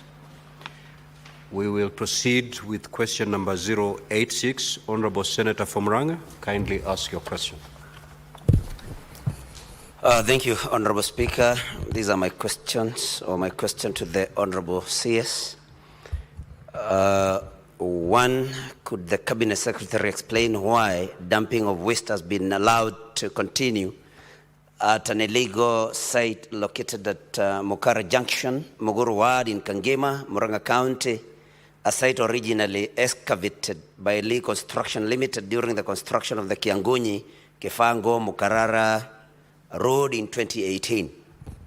B, what immediate measures has the ministry put in place to address illegal dumping, particularly at sites obstructing public infrastructure, as the one near the county slaughterhouse and Tambaya village in Kangema, Murang'a County? And C, what long-term waste management and monitoring strategies does the ministry have to prevent environmental degradation and public health risks in residential areas across the country? I thank you, Honorable Speaker. Honorable CS, you may now respond. Thank you, Honorable Speaker, and honorable members for according us time to give answers to the concern. I would like to respond as follows. The solid waste disposal site at the Mukarara Junction in Kangema town is a county government of Murang'a's designated dump site for the solid waste generated from the town. Before the site was designated as a solid waste disposal site, it was an abandoned road construction material borrow pit. Designation of sites for solid waste disposal in the country is done by county governments. It is guided by the understanding that counties have no proper solid waste management facilities like landfills and material recovery facilities. The designated sites are required to start managing waste under agreed minimum requirements. The site is currently established, recognized, operated, and managed by the county government of Murang'a through the Department of Environment of the county government. It lies in a large public land estimated to be 200 acres. The management of the site, however, does not meet the expected standards. For example, there are no control measures to prevent dumping and spread of waste outside the disposal site. The site is not fenced or manned by county government officials. There is dumping of waste along the access road since the roads inside the site are not motorable because they are not maintained. The waste is not spread, not covered, nor compacted. There are no measures put in place to mitigate against fires or breeding of rodents and other nuisance. There is no environmental impact assessment for the site, no annual environmental audits.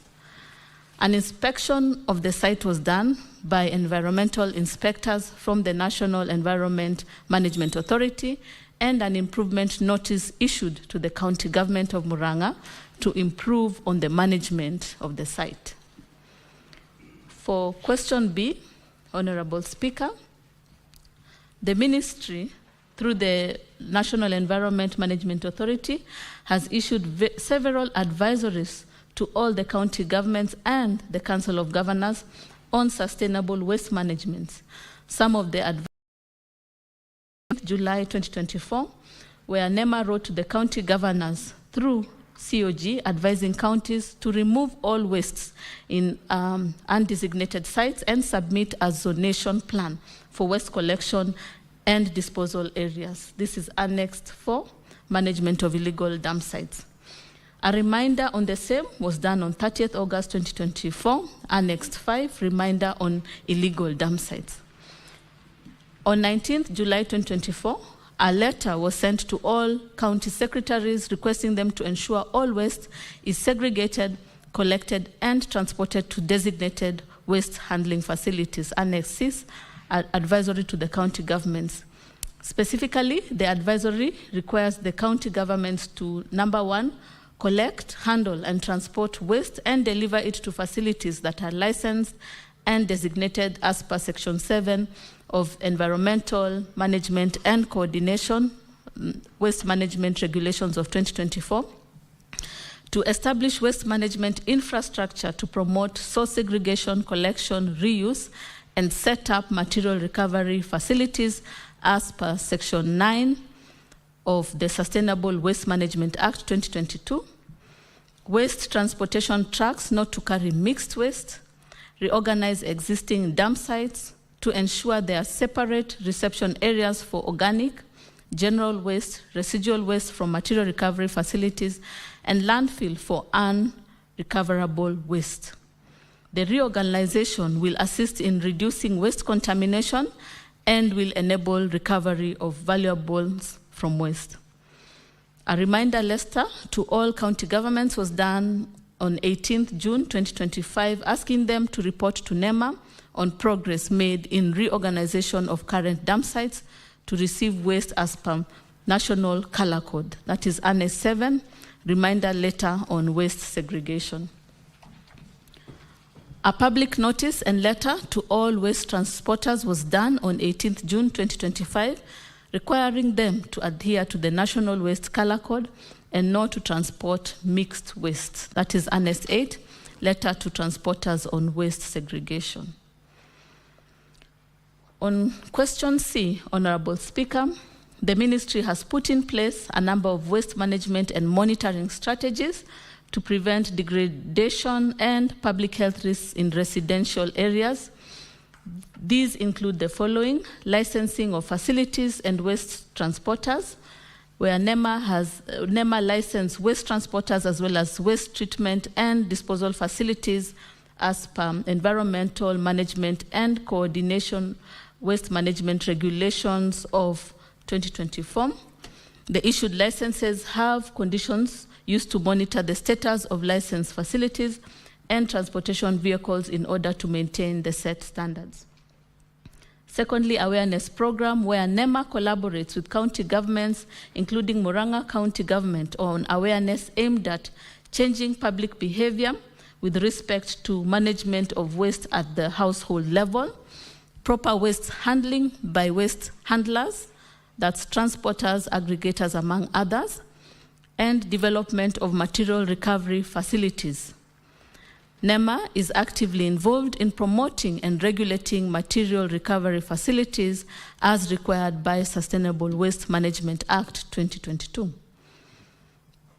NEMA has developed guidelines for establishing MRFs and is working with counties, including Murang'a County, to implement the guidelines. Various technologies, both manual and mechanical, are being promoted to separate different types of recyclable, like paper, plastics, metals, and glass, in order to ensure they are clean and ready for processing. Another way is the extender producer responsibility, where the Sustainable Waste Management, that is the Extender Producer Responsibility Regulations 2024, requires all producers to take care of the products introduced on the Kenyan market and waste arising therefrom. Using the EPR law, counties shall only be expected to be directly in charge of organic waste management, as the synthetic waste shall be managed by the producers. NEMA has started to educate and register producers of EPR. The producers are being held accountable for the environmental impact of their products throughout their life cycle. Producers, including manufacturers, importers, and brand owners, are obligated to register with NEMA and implement EPR schemes for designated products. For environmental audit and monitoring programs, NEMA has continued to engage county governments on an improvement program for solid waste dump sites through monitoring of the 10 minimum points. The 10 minimum points ensure the dump sites are adequately managed. This is Annex 1.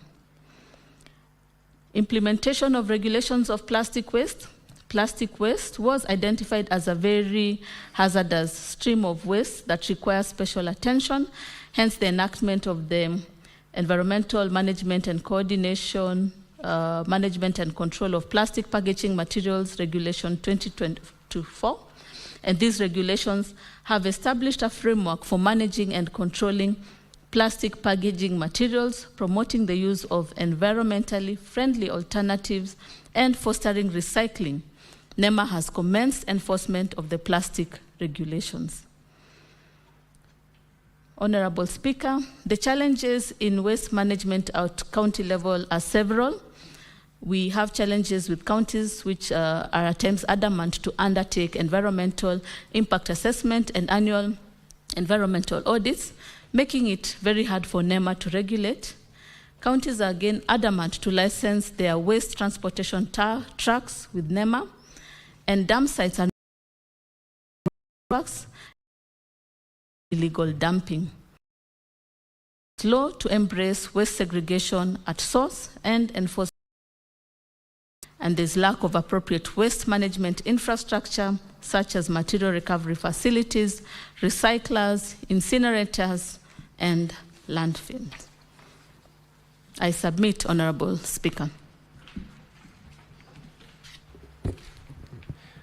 Madam CS, I will allow honorable members who have got supplementary questions to ask, and Senator Cherargei is not in. Senator Esther Kinyuri. Honorable Speaker, it's my question. You have not asked for me to. Senator Nyutu, you will have your moment to do so. I appreciate that this is your question, and I am in the process of highlighting the members who have made requests to ask supplementary questions. And I was confirming that Esther Ekinyuri, just take your seat, Senator. You've got Catherine Muma, right? Senator Tabitha, Senator Kajwang, and lastly, Senator Beatrice Akinyi, in that particular order. Before then I allow Senator Esther Kinyuri, I will ask the questioner, Senator Nyutu, to ask you 2 supplementary questions. Then I will go to Senator Esther Okinyuri. Thank you, Honorable Speaker. I just need to seek clarification, further clarification from the CS, because from her response, one of the solutions that I have for monitoring of environment and waste management is through licensing. But this is done, I believe, on an annual basis. So what do we do in the interim, Honorable CS, through the Speaker? Because when things start going wrong, and we only confirm at the time we are issuing the license for the following year, then in between there could be challenges. Honorable Speaker, the other issue I have with the response by the CS is, I know, of course, I've gone through the response and seen that NEMA wrote to the County Secretary, Murang'a County Government, regarding this matter. But Mr. Speaker, what happens if compliance is not achieved according to the response, according to to section 143 of EMCA, that whoever does not comply then is liable to a fine, let me not go to the details, to a fine or imprisonment. So in the interim, if the County Secretary does not comply, what happens to the residents of Kangema, because they are exposed to health risks, other than the imprisonment and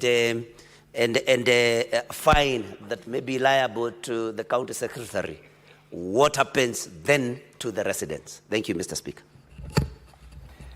Madam CS, before you respond to that, I'll allow one senator again, Senator Esther Kinyuri, so that you cumulatively respond to the 2 questions.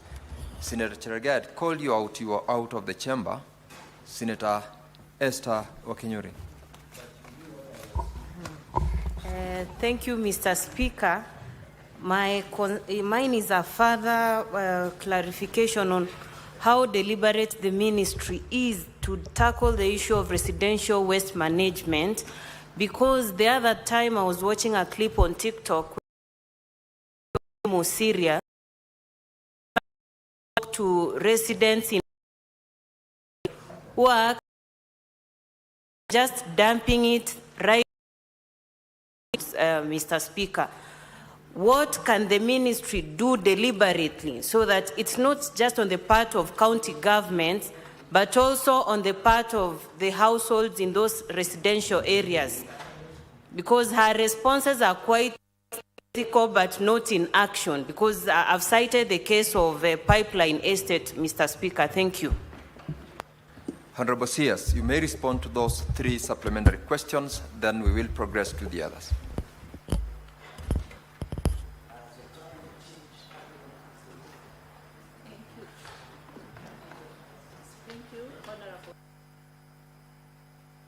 Give the CS the microphone, please.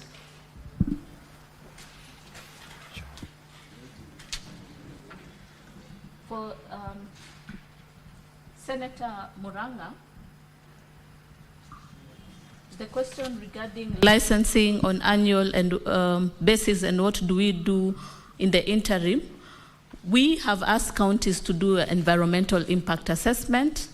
And in the absence of environmental impact assessment, we also, again, issue improvement plans to the counties. As you are well aware, waste management is a devolved function. And so we can only issue the improvement notices and await the impact assessment to see how we can move forward. And for non-compliance, we continue to engage the counties. But as I have said earlier on, we've had multiple interventions. One of them that has recently come in is the EPR, the Extended Producer Responsibility, which again will support us in ensuring that we have the polluter pays principle. This is again the answer to Senator Esther. So when we have the producer paying principle, then we can have resources, and after segregation, we will be ensuring that the recycling occurs, say for instance, the recycling of plastics, among others, and we can be able to improve waste management in that aspect. Additionally, through the EPR, what we intend to do is to support the waste pickers in terms of creating green jobs or clean jobs, and with working together with the county government, we believe that implementation of extended producer responsibility will support in terms of human resource, who will again support in segregation of waste and ensuring that our environments are clean and we are not exposed to health risks. Senator Catherine Muma. Thank you, Honorable Speaker. Even as I ask the question, Honorable Speaker, allow me to welcome the CS Environment to the Senate, but also to bring it to her attention that whereas waste management is a county function, the national government has the responsibility to develop policy, to develop standards, to actually provide technical support, and to ensure that the enforcement of the standards, national standards in this matter. So I am not particularly happy that everything is being thrown to counties, even though it's their responsibility. So what my question is, how active is the Intergovernmental Relations Committee for the environment sector, and what are the issues you've agreed with county governments, and what in particular are you working on, particularly for toxic waste like asbestos roofs? Thank you. Senator Tabitha Mutinda. Thank you, Speaker. Allow me also to take this opportunity to welcome the Minister for Environment, because the last time she was here, she was the Minister for Health. Welcome to Senate. Mr. Speaker, my question to the Minister is, in 2017, the government banned plastic in this country, both importation and local manufacturing. But still, as we speak, Madam Waziri, you realize that NEMA still gives exemptions, especially to the potting bags in this country that are still being manufactured. The reason we still continue having drainages blocking still is because of the illegal manufacturing of the polythene bags, because still NEMA allows for manufacturing of potting bags or seedling bags in the agricultural sector. What is your plan as a minister in regards to ensuring that Kenya now focuses on the alternative of the biodegradable potting bags in this country, so that we completely eradicate the production and importation of the raw materials for plastic bags in this country? If you continue giving these exemptions, then when will we have the maximum alternative of the plastic bags in this country? I submit, Mr. Speaker. Senator Moses Kajwang. Mr. Speaker, I also welcome the CS to the Senate, and I look forward to further collaboration with her in my other capacity as the chair of the Climate Caucus. Mr. Speaker, Parliament played its role by passing the Sustainable Waste Management Act in 2022. Under the Act, the CS was given certain responsibilities. The Act established a council. Mr. Speaker, I would like to find out from the CS whether this Waste Management Council has been established, whether it is working, and what it has been able to achieve. Under the Sustainable Waste Management Act, the CS was also required to bring regulations to the House and was also required to publish model laws for county governments. I want to find out from the CS which regulations have been brought to Parliament, whether the CS has published the model laws, and how many counties have been able to successfully implement or enact those laws. And finally, Mr. Speaker, waste is gold in certain jurisdictions. When we went to Dubai, we found that they are converting solid waste into energy. We have seen countries where recycling is a big part. The circular economy is huge. Could the CS tell us what the policy position of the government is with regards to conversion of solid waste into energy, and the size of the circular economy in Kenya and the challenges that it faces? Thank you, Mr. Speaker. Senator Moses Kajwang, you noted that you asked more than 2 supplementary questions, and I let you do so intentionally by virtue of your position as the chairman of the Climate Caucus. Otherwise, ordinarily, the standing orders allows you to have only 1 supplementary question. Senator Samson Cherargei.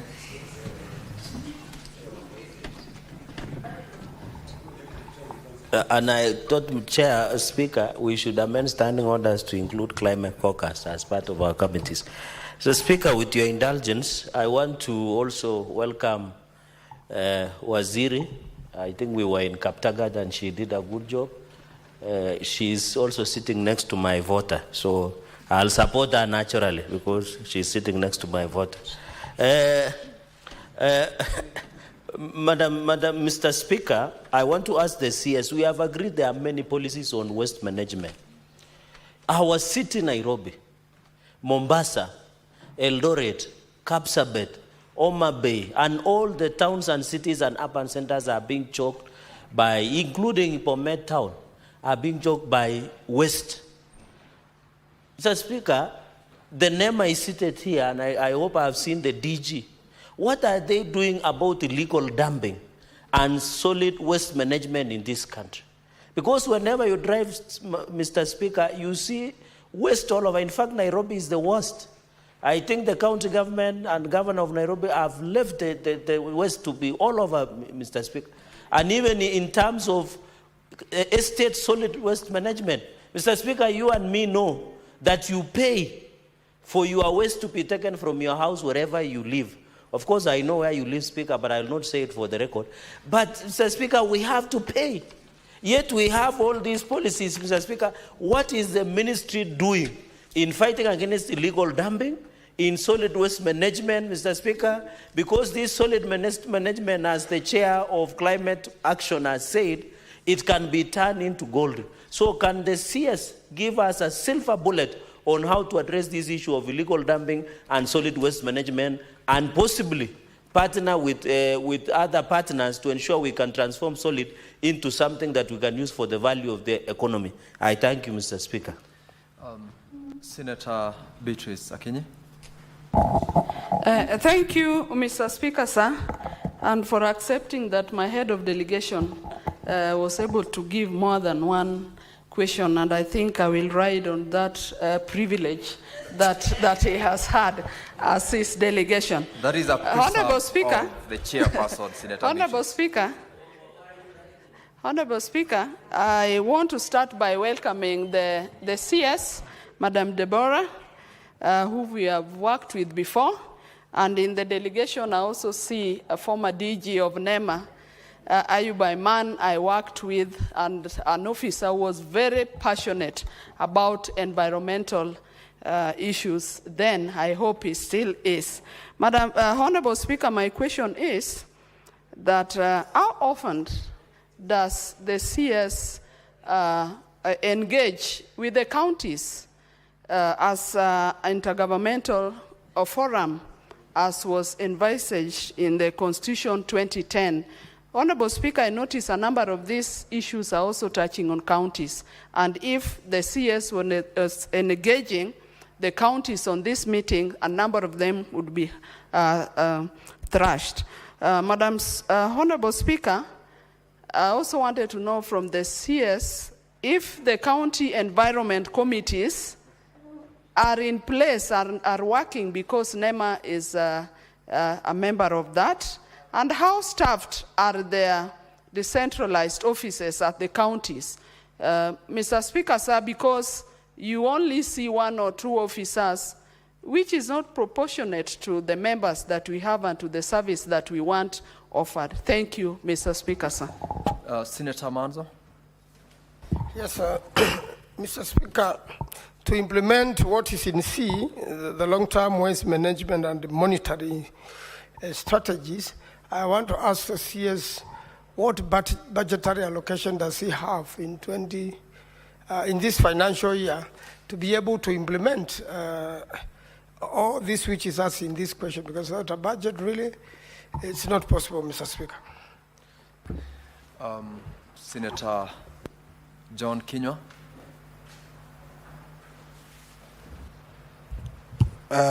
Thank you, Mr. Speaker. When I'm here, I'm thrown off balance by the questions that my colleagues are asking in terms of waste management, because in the Waste Management Act 2021, the mandates are given to the county government unless, Mr. Speaker, these functions have been taken back to the national government. Thank you, Mr. Speaker. Did you ask a question to the CS? No. It's for the CS to tell me whether maybe these functions have been taken back to the national government. Very well, thank you. And lastly, Senator Onyonka. Thank you, Mr. Speaker. This matter is so weighty that I wish we had more time to interrogate it, but I believe that at some point we may have to. I wanted to ask the CS, in a nutshell, if you look at all the issues that has been brought up by either at that time, I'm talking about in the 80s and 90s up to now. At that time, the issue was with municipal councils. Then we had county councils. And then we've now come in where we have counties, and of course all these matters have been devolved, and I just want to come, Mr. Speaker, to the city of Nairobi. Why, Mr. Waziri, why are we not able, just as a people who are intelligent and reasonable, why are we not able to get a system which is self-sustaining, which is reasonably designed and made in such a manner like other countries do, so that we can manage our garbage? Isn't it, Waziri, because many of us in this house and elsewhere are the ones who are actually the ones collecting the garbage and making billions and billions out of it, instead of setting up basic infrastructure which is available? You even have donors. There are donors who want to give us some of this infrastructure so that we set it for free. And yet, every time an idea comes about how we are going to fix the issue of garbage in Nairobi, it dies somewhere. Same way, why are we not able to have... Kindly be specific in the question you want to ask the Honorable CS. Can the minister tell us whether the reason why Nairobi cannot collect its garbage and manage it is because of the corruption which is endemic in our government, in our county governments, and all the government departments which are involved in this? That's why we can't move. Honorable CS, you now may proceed to answer the questions from the various senators. Thank you, Honorable Speaker and honorable members. Yes, as a ministry, first of all, we've worked on the policy. We have strategies, we've had regulations that have been reviewed, which are really of international standards. But as you know, we at national level, it's all about policy. The implementers are the county level, since waste management is devolved. And one of the new regulations that we have passed, as I said earlier, was the extended producer responsibility, where the polluter pays principle. What does that mean? It means like the plastic bottles of soda. The producer must be able to see the life cycle of these plastic bottles. We should not find them in the rivers. We should not find them anywhere contaminating. So there is some money that should be given. They pay something because of the pollution. Now, these are the resources that we intend to use in order to improve waste management, and as Senator Onyonka has talked about, review the sustainability. I also want to inform the Chair of Climate that one of the things that we are also looking into is FLOCA, where we know that county governments are being given resources in order to implement FLOCA. One of the areas that they can also review is waste management. And so we'll be supporting them, guiding them in terms of establishing the material recovery facilities, and again ensuring that we are having circular economy implemented at county level. And so we've written advisories again to the counties, and we continue engaging with counties. Our meeting again is scheduled in the coming weeks, where we'll be meeting the governors to explain to them the EPR and see how we can implement. Again, one of the neglected and so-called vulnerable people are the waste pickers. And we are seeing how, again, we can incorporate them into these cooperatives so that we can ensure that there is sustainability, and we are empowering them and creating green jobs for Kenyans. So these are, again, deliberations we'll have at, with the governors. But for counties, we have the county directors routinely meeting. I believe there was a meeting 2 weeks ago where the NEMA team was able to meet them. And again, we continue supporting them even in matters of implementation. But yet again, they are the key implementers of waste management. Regarding the question of tackling residential waste management, as I had said earlier, it's really about convening the polluters. I think, you know, behavioral practices vary in communities. We cannot say, Honorable Esther, that we can tell everyone to change their behavior, but yet again, we can talk to the polluters. And yet again, we can capacitate human resources that can support us in training, whether it's at the school level, the community level, among others, in matters of waste segregation and matters of hygiene and reduction of health risks. And so those are, again, areas that we are looking into, engaging the polluters to see how they can support in improving the behavioral practices. But ultimately, it's about having the human resource capacity. When you're talking about sustainability, the human resource that are able to ensure that the environments are clean, and this is through resources which can be found in the EPR, FLOC, and also resources that have been given to county governments. So they should be able to allocate some of the money for waste management, for establishment of material recovery facilities, for having the human resource, and implementing the rest. So the other question was Senator Muma, who asked, I think we've answered that we have strategy, regulations, and enforcement, and we have intergovernmental relations are strengthened, and we have routine meetings. We sent a gazette notice for asbestos, that is safe removal and safe disposal of asbestos in Kenya.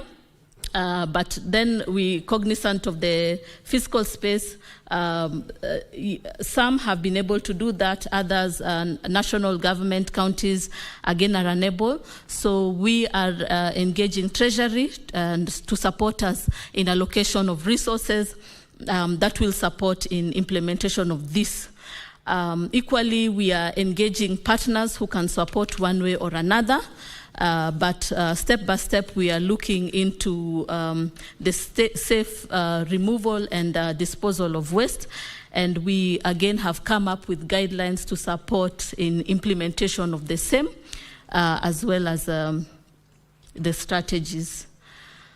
So the next question was regarding banning of plastics. And NEMA provides exemptions for essential uses of food packaging, but EPR, again, should deal with the authorized bags, that is the polluters.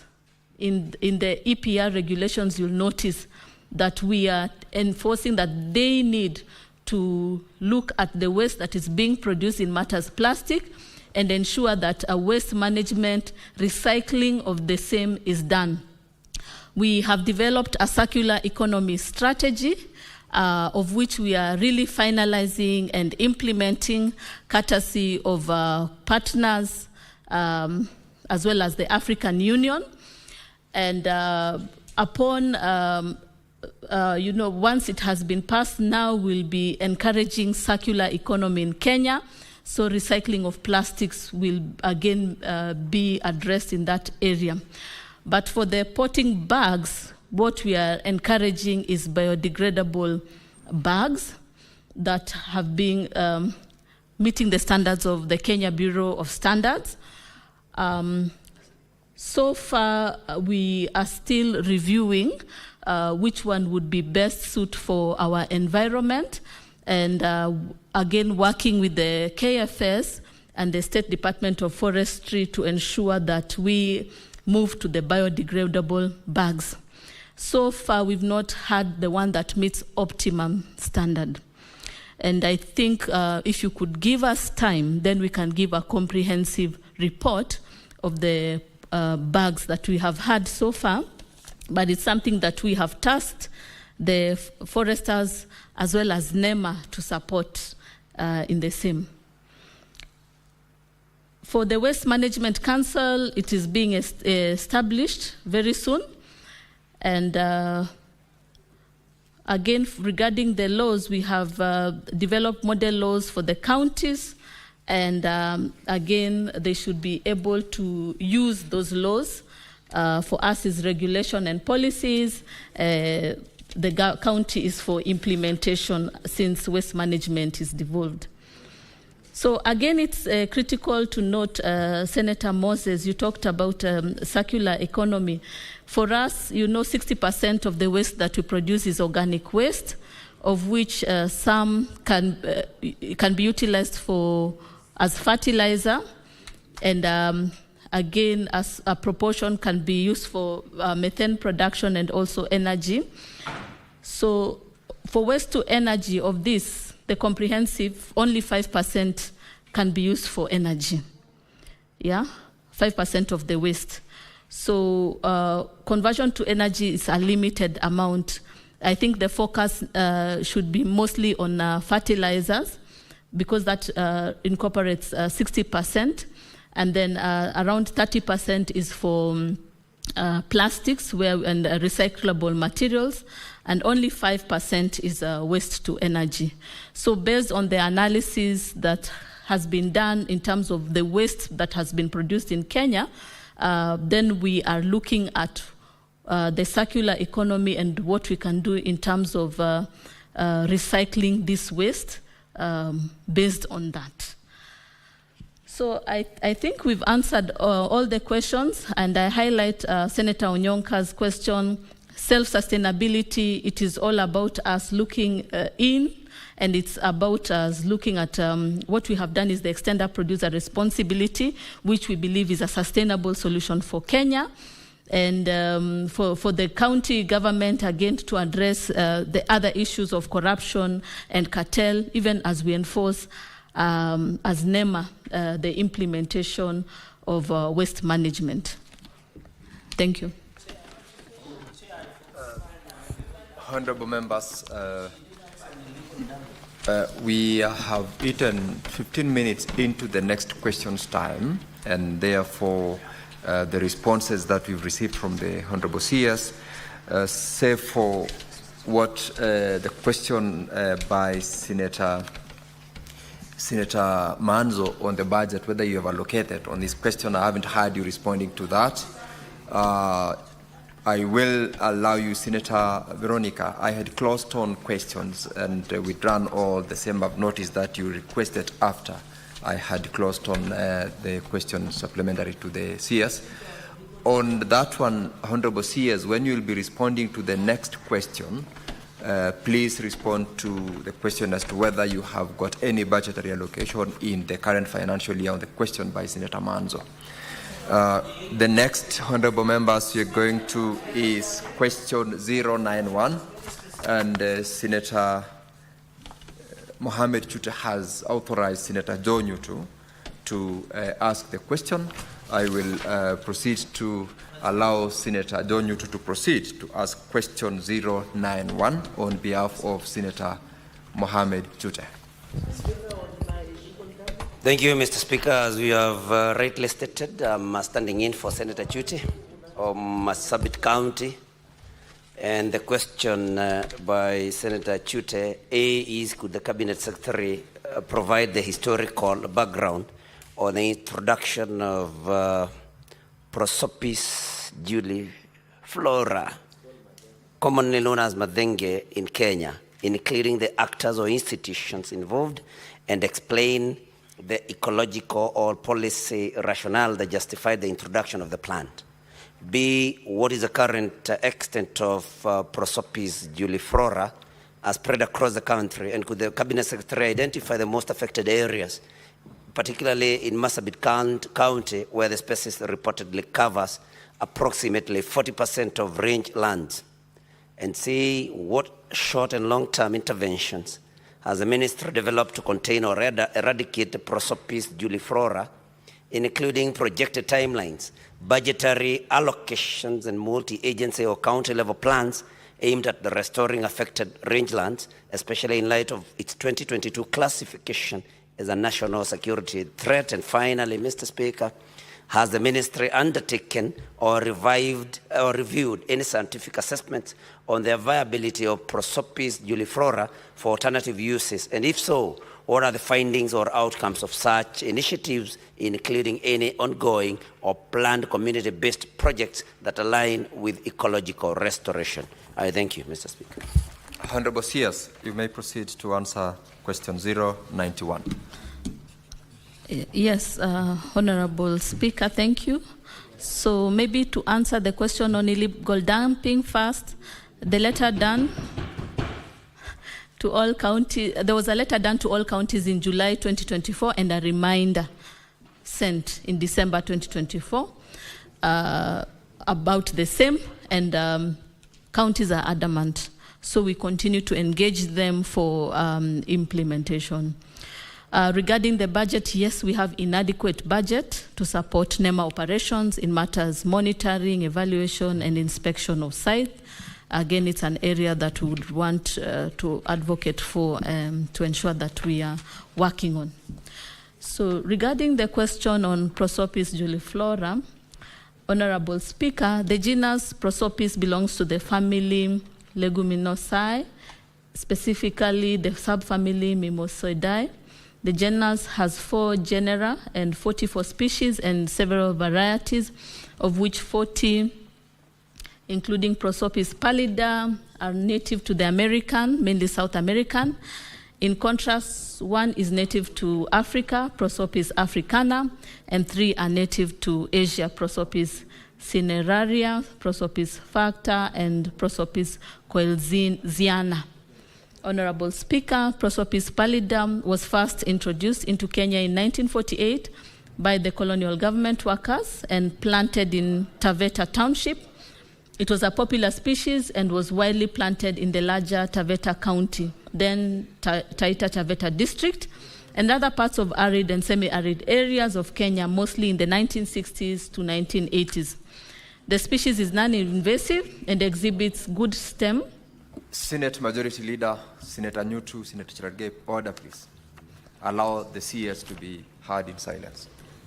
Good stem forms and other growth characteristics, but slower growth rate. There is no clear documentation regarding the introduction of Prosopis juliflora into the country. It is suspected that it could have been due to taxonomic confusion with Prosopis pallida and Prosopis juliflora. The fast growth of Prosopis juliflora and adaptability to dry conditions made it more popular to communities in most of the 1980s and 1990s, where it was widely introduced to many districts such as Turkana, Baringo, Isiolo, Marsabit, Garissa, Tana River, Taita Taveta, Kajiado, Kilifi, Mombasa, Wajir, and Mandera, among others. Honorable Speaker, the El Nino weather phenomena of 1997 and 1998 led to the population explosion by Prosopis juliflora in all areas where it has been planted, thus making its invasive tendency visible for the first time in Kenya and Eastern Africa. The species has since invaded wetlands, grazing areas, irrigation schemes, and other areas of high conservation value, thus displacing pastoral communities over wide areas and other land use systems, causing poverty and helplessness. Regarding question B, to identify the most affected areas, Honorable Speaker, the most recent assessment of Prosopis juliflora cover is estimated at 1.12 million hectares in 22 counties.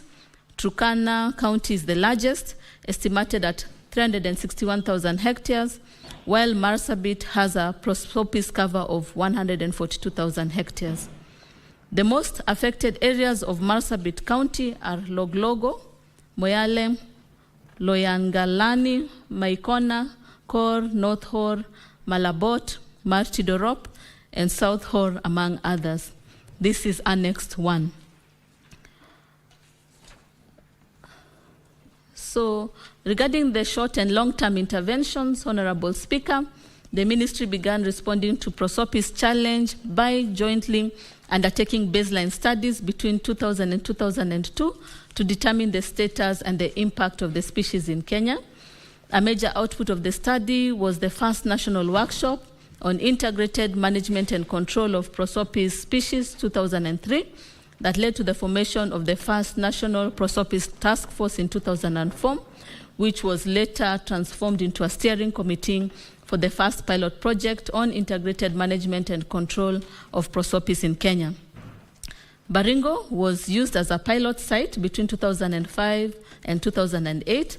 Members were drawn from key government ministries, environment, agriculture, livestock, education, including universities, lands, and international agencies such as WWF, KABI, ICRAF, UNEP, UNDP, and FAO, and several NGOs and CBOs. Representatives of the 6 affected counties, then districts, were also included, namely Baringo, Garissa, Mandera, Tana River, Turkana, and Taita Taveta. Honorable Speaker, the government is undertaking the following initiatives in the management of prosopis species. For short-term interventions in 1999 to 2001, we conducted a national survey to determine the status and impact of prosopis species on livelihood and environment. The first sensitization workshop at the national level on integrated management and control of prosopis species was held in October 2003, and followed by a second one in 2007 and a third one in 2015. Several others at the county level in all the affected counties have been carried out in 2016 to 2024.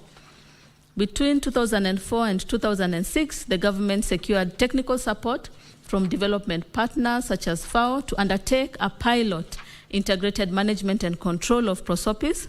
Activities included mechanical control through thinning and pruning, killing stumps, producing various products, and biological control. Expanded prosopis management skills from Baringo to other affected counties, starting with the most impacted such as Turkana, Garissa, and Tana River. And in 2009, piloted the production and marketing of prosopis charcoal in Garissa, Tana River, and Baringo counties, leading to the formation of Charcoal Producer Association. Again, the activities included facilitation of the formation of Charcoal Producer Association in affected counties to support sustainable production and trade in prosopis charcoal. Existing associations include Tana River, Baringo, Garissa, Kajiado, among others, annexed to. Strengthened prosopis spread, field days of East Africa Center, research, development, utilizing timber, human charcoal, wood production, charcoal chain, estimated annual value of 54 billion. In financial year 2024 to 2025, a draft prosopis through a series of workshops and meetings involving the larger stakeholders, including the Ministry of Finance, Ministry of Energy, Ministry of Devolution, Office of the Attorney General, and the Ministry of. It is now in the process by end of 6. Climate change in 5. Next 3. Long-term interventions 24-25, a draft strategy and action 2035, series of workshops, holder, environment, Ministry of Agriculture, Ministry of Finance, Ministry of Office of Attorney General, Ministry of Interior, Center International, that is governors, and now in the by end of 25-26 by the Ministry of Environment in 2020. Honorable, also facilitating of his strategy, development of his spatial management plans in Baringo, Isiolo, Marsabit, and Tana River counties. The county prosopis management plan aims at confining the invasion from further spreading while clearing invasion around key community assets that are endangered by the invasions. These include grazing areas, irrigation schemes, roads, livestock, watering points, and areas of high conservation values. The cleared areas are restored using pasture seeds or grass, cropping where irrigation is possible, and growing multipurpose trees to prevent reinvasion of prosopis. The county prosopis management plans for other affected counties such as Turkana, Samburu, Garissa, Kilifi, Kajiado, Taita Taveta, Wajir, Mandera, among others, will be developed as soon as the national prosopis strategy is formally launched. Regarding alternative uses, Honorable Speaker, yes, the ministry reviewed the scientific assessment on the viability of prosopis juliflora for alternative uses, and the findings demonstrate a significant value in various areas. They include fuel wood, where prosopis wood is an excellent source of firewood, offering a readily available energy option. Charcoal, where prosopis charcoal has a high calorific value, ranging from 7.7 to 7.8 kilocalories, making it an efficient fuel source. The charcoal can also be processed into briquettes, providing a cleaner and more sustainable energy alternative. For commercial energy, the wood can be chipped and used for industrial steam, for electric power generation, and other heating needs. With the right technology, the species has potential for commercial exploitation for power generation. A prosopis-based power generation plant using gasification technology was established in Baringo County in 2015, but failed at the piloting stage due to the impurity of the gas produced, that is methane. The investor overlooked the technical guidance required to remove impurities associated with high levels of tannins and other chemicals in prosopis biomass. Briquettes and biocam, these two products can be produced from two processes as a byproduct of charcoal and commercial energy production, and from carbonizing the small diameter trees, twigs and branches, where prosopis is being eradicated by mechanical means. The carbonized materials can be reconstituted into briquettes for fuel or used as biocam for soil conditioning and carbon storage. Construction materials. The strong and durable wood of prosopis can be used for various building materials, including fence posts, construction poles, and furniture. Communities can utilize prosopis wood for constructing shelters and fences. Prosopis produces very nutritious pods with high contents of proteins, carbohydrates or sugars, and minerals that can be a viable substitute for cereals as raw materials for the commercial production of livestock feeds. Prosopis pods are also edible by humans and do not have attributes. Milled can be mixed with wheat at a proportion of 1:3 and baked to produce cakes, mandazis, and chapatis. Prosopis trees are evergreen every year. Its flowers are honey produced is of high quality. However, the super high levels of sugar lead to frequent crystallization of honey, thus making it appear adulterated. Ongoing or planned community projects that align with ecological restoration, Honorable Speaker. There is ongoing capacity development of registered charcoal producer association in management and sustainable utilization of prosopis tree biomass. This includes the introduction of modern charcoal making technologies to reduce gas emission and land restoration methods, among others. Through the framework of collaboration with partners, there are ongoing activities geared towards rehabilitation of degraded landscapes affected by prosopis through the rollout of the County Prosopis Management Plan. The National Landscape and the management of prosopis juliflora in some of the affected counties. These include the FLOCA and the KWASIP, that is Kenya Watershed Service Improvement Project, among others. Honorable Speaker, I submit. Asks given that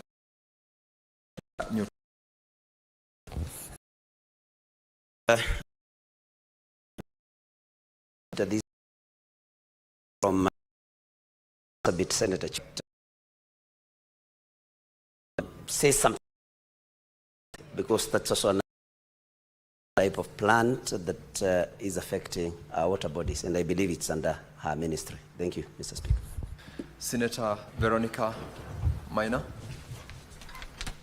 Thank you, Honorable Speaker, and I hope you will, with your permission, you'll indulge me to ask the question that I needed the CS to clarify on an issue she raised on the ministry search for a biodegradable bag in replacement of the plastic bags.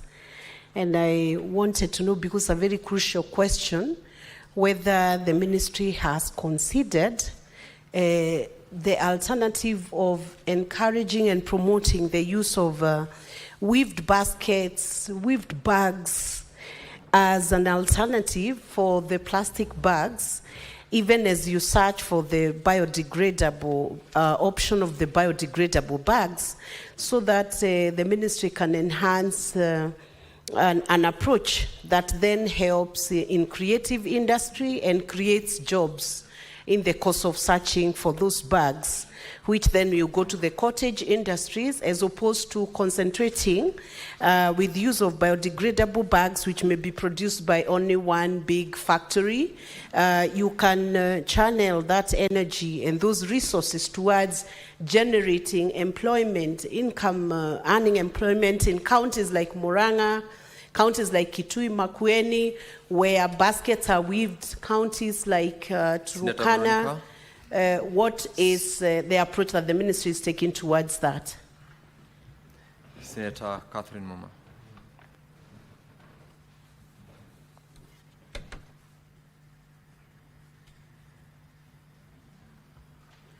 Thank you, Honorable Speaker. Honorable Speaker, I'll request you indulge me to ask two questions since the supplementary questions did not come. Honorable CS, your answer is confusing to Kenyans. On the one hand, you say that there is a strategy on management and control of prosopis, juliflora, the Madenge plant, and then on the other hand, you've given a litany of the value of this plant, suggesting it is a good plant. CS, this plant, since introduction, I didn't hear you say the mess that it has caused in terms of the health of humans. When the thorns of the Madenge plant prick any human being, the wounds get inflamed so much, even to the animals. It has caused a lot of chaos, and I did not hear you speak to that bit. Was put is actually because the value that you are not happening. All that some CS since the environment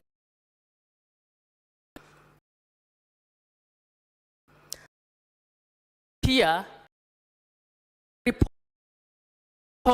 impact is not, and if you're in a plan program, I have not heard that. County clear exactly you're doing. Manage the chaos. Can you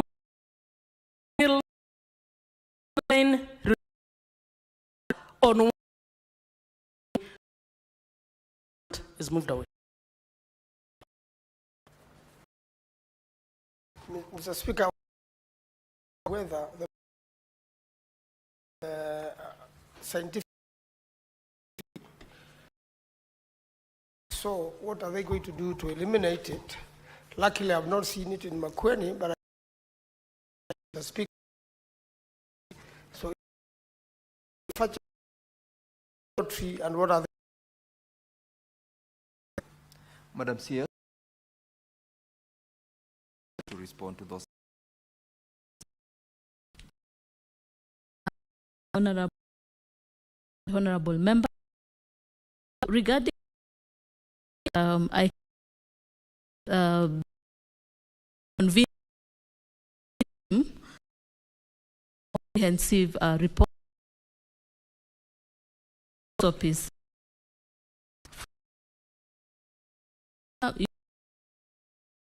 Biodegradable observation also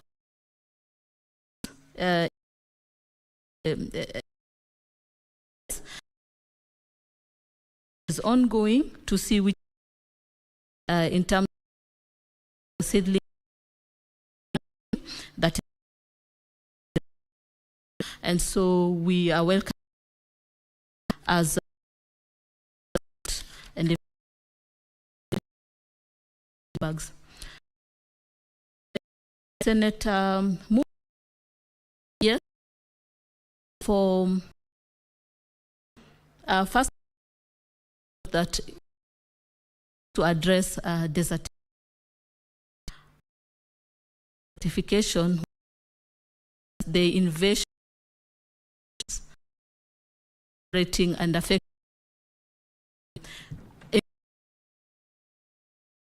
it absolutely introduce deserts within.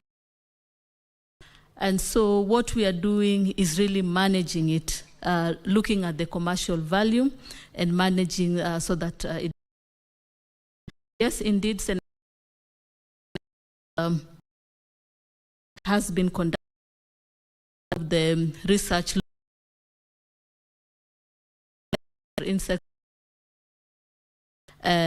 However, you again have a ripple. Need to be careful if management what managing the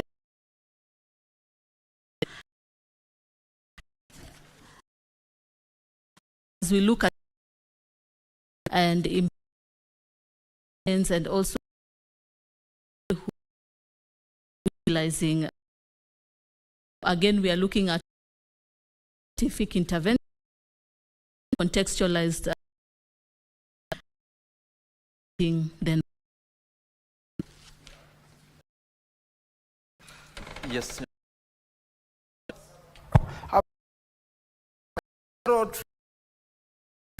Manufactured. Yes. Senator Martin.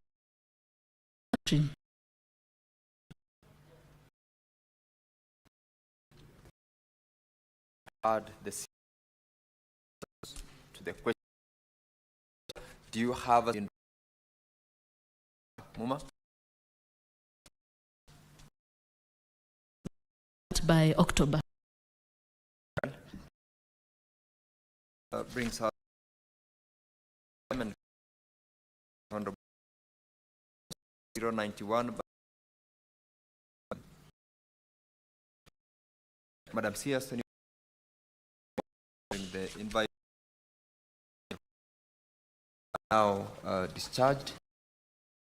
We should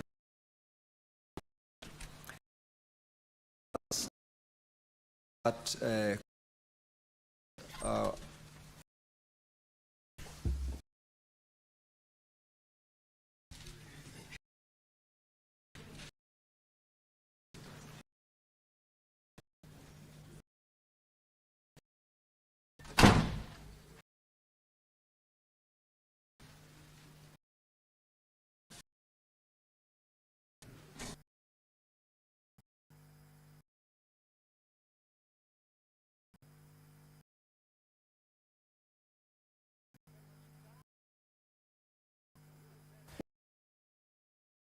approach the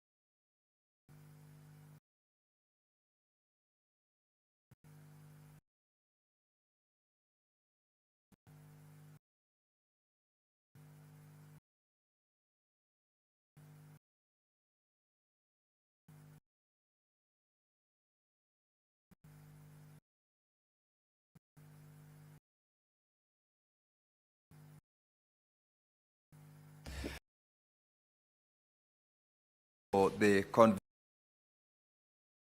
arrange the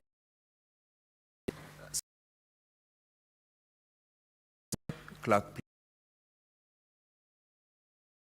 Order number 11, motion to the 2024 parliamentary that the United States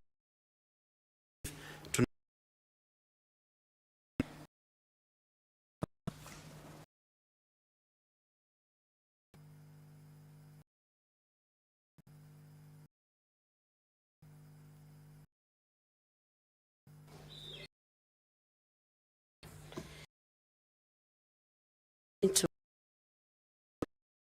reports of the before joining Union United at New York, United States of America, that was held on 8th to 9th of February 2024. Honorable Speaker, we live in a world in and between the countries are on the rise, resulting in suffering and deprivation for millions, as well as a deep sense of uncertainty in the future, particularly among young people. We are compelled more than ever urgently to restore the conditions, social justice, good governance, and respect for international. And this situation must be the one that the gathering that the Joint United Nations and EU 2024 parliamentary was held under the theme Putting an End to Conflicts, Prescribing Future at the United Nations headquarters in New York, February 2024, and the hearing called IPU member parliament one of the priorities for the current presidency of the UN General Assembly. IPU priority focus in 2020, national peace and security. The Kenyan delegation to this meeting comprised of the following: myself, Senator Veronica Maina, Member of Parliament and Leader of Delegation, Honorable John Makali, Member of Parliament, and Honorable Anne Muratha, Member of Parliament from the National Assembly. The hearing sought to bring parliamentarians up to speed with one of the key components of the Pact for the Future, the expected outcome document of September 2024 UN Summit of the Future. This hearing was inspired by the resolution Rethinking and Reframing the approach to peace processes with a view to fostering lasting peace, adopted by the 144th IPU Assembly in March 2022, as well as the follow-up to the United Nations, our common agenda report, including one of the UN Secretary General's policy briefs on the proposal for the new agenda for peace. The hearing was an opportunity for parliamentarians to take stock of what ails the world today and the respective nations, and to commit to actionable solutions for the international community and national actors, and to bring to light some of the recommendations that were developed within this conference, parliaments to develop or domesticate international treaty standards to guide the responsible use of artificial intelligence and other emerging technologies in military and security contexts. This should include measures for transparency, accountability, and protection of civilians. Parliamentarians also to advocate that a significant portion of climate finance reaches the most vulnerable countries and communities, while integrating climate security into international peace and security agenda to address the root causes of climate-related conflicts, and also parliamentarians to advocate for their countries to establish concrete measures such as reserved seats and transparent selection criteria to ensure the meaningful participation of women and youth in peace negotiations, and additionally to support civil society organizations, particularly those advocating for women and youth rights with adequate funds and resources, and also to encourage parliaments to leverage their diplomatic channels to build trust and facilitate dialogue in conflict regions, foster regular engagement with international parliamentary organizations, and support initiatives that promote peace and conflict resolution, and also to advocate for the adoption and implementation of the proposal outlined in the new Agenda for Peace at the 2024 Summit of the Future, focus on reforming global governance structures, particularly the UN Security Council, to make them more representative and effective in addressing contemporary security challenges, and also to urge the inclusion of parliaments as key institutions under the transforming global governance chapter of the Pact for the Future. And Parliament should actively engage their missions to the UN to ensure this inclusion as part of their negotiation, emphasizing the critical role they play in addressing contemporary global challenges. Honorable Speaker, on behalf of the delegation that attended to this important activity, I wish to take this opportunity to thank you for the support of ensuring that Kenya was duly and variably represented at this meeting.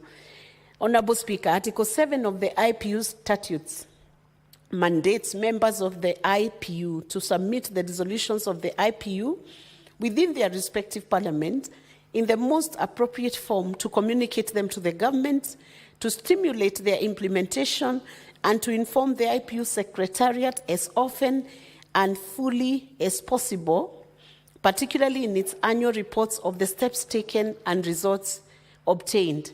Now, in accordance with Article 7 of the Statutes of the IPU, it's my pleasure and very humble duty to submit this report highlighting the full discussions of the joint United Nations, UN, and the Interparliamentary Union IPU 2024 Parliament to Parliament for noting and for taking the necessary action. Let me also take this opportunity, Honorable Speaker, to commend the then Ambassador Kiboino, who received the Kenyan delegation very well, and he was at advanced stages of negotiating the country's position on the new agenda for peace, and to say that he welcomed the delegation very well and was able to brief and support the delegation throughout the process that we had, Honorable Speaker. And some of the other key points that I would want to highlight that were subject of discussion during this process was the financing for peace building, enhancing the role of peace building commission, reforming the global peace and security architecture, looking for good offices, mediation for nuclear armed states, building peace and capabilities from the ground up, managing diversity in state building and peace building, disengagement and reintegration of violent extremism, peer review mechanism for conflict prevention and transition, strengthening regional organizations that then support in maintaining of international peace and security, developing standards for new technology, where the mission proposed the development of a UN-driven treaty, all standards to guide the responsible use of artificial intelligence in military and security applications, and this would ensure transparency, accountability, and protection of civilian, effective implementation of disarmament instruments. The mission urged the implementation of existing disarmament treaties and obligations to achieve the total elimination of nuclear weapons. He called on nuclear weapon states to adopt new security doctrines devoid of nuclear weapons and calibrated application of sanctions, which was a call for smart, objective, targeted, and context-specific sanctions that avoid unintended socio-economic and humanitarian consequences, and also emphasizing on the need for review to ensure effectiveness of sanctions and minimize adverse impact. Honorable Speaker, to consider the future of peace and security, the good intentions of implementing such a report are very critical for Parliament, and it's my very humble duty and pleasure, Honorable Speaker, to present this report, submit it. It will be available for the members for its full content and application of the full text. I thank you, Honorable Speaker. Senator Veronica, just and so I move the report. Request. Thank you. Senator Chimera. Thank you, Honorable Speaker. Mr. Speaker, as I rise to second the motion by Senator Veronica Maina, let me first begin by appreciating and commending the delegation that attended this particular high-level IPU meeting. Mr. Speaker, personally, I am also a member of IPU, and we recently just came from, if my mind served me right, Uzbekistan in Tashkent for a high-level discussion, Mr. Speaker, on parliamentary action to social development and justice, Mr. Speaker. Mr. Speaker, if you notice the conversations that IPU undertakes, Mr. Speaker, these are fairly high-level conversations. They are thematic areas that as leaders, as politicians, as individuals, we are not able to individually legislate upon. And it's incumbent that when we attend this session, Mr. Speaker, it's not just for the idea of traveling out of the country, Mr. Speaker, but to go discuss and get much more detailed information on very many other areas in terms of the topical agenda and setting global peace and security as part of our agenda in the country, Mr. Speaker. Let me really applaud the delegation from Kenya for a job well done. And I know the report has serious contents. I want to take this chance to appeal to my colleague senators to take a minute and read that particular report. It is very informative. The discussions that go on in IPU, Mr. Speaker, are mind-blogging and set the stage towards legislating on matters that have a global effect and the agenda on our people. For those many remarks, Mr. Speaker, I beg to second, Mr. Speaker.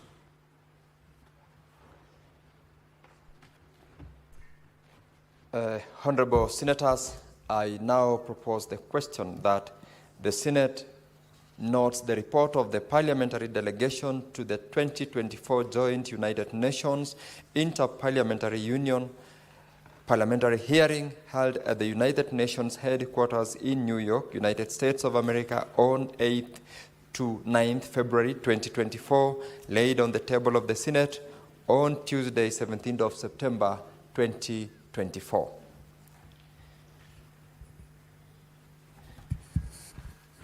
Now, honorable members, there seems to be no one seeking to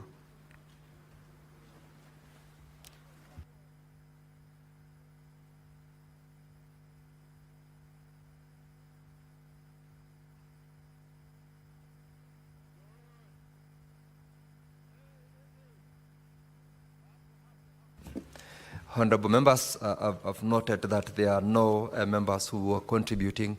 I'll call upon the mover, Senator Veronica, to reply and seek to defer the putting of the question to a later date. Honorable Speaker, thank you for the opportunity to reply, and I want to thank Senator Chimera for the opportunity he has taken to second this report.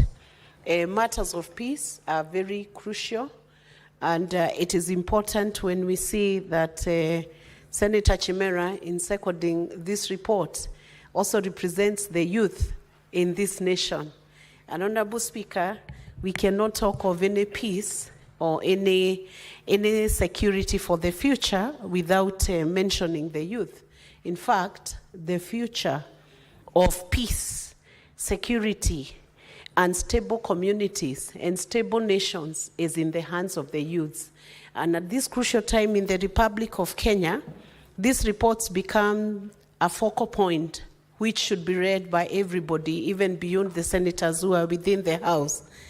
The youths must be able to engage with the processes that are being done at a global level, at a continental level, at a regional level, at a local level, even up to mashinani. Because without versing themselves with the efforts that are being made worldwide and globally To secure the peace, our future will be at risk, Honorable Speaker. So I want to thank Senator Chimera and the team, the delegation that represented our nation ably at the United Nations. And I want to say, I beg to reply and pray that we all maintain peace in our republic and know that without peace, there is nothing that can be done to foster development in our nation. I beg to reply. And I request that, Honorable Speaker, that the question be deferred to a later date. Honorable Putting Senators, of the question be deferred to a later date. Putting of the question on this matter is deferred pursuant to Standing Order 66 to a later date.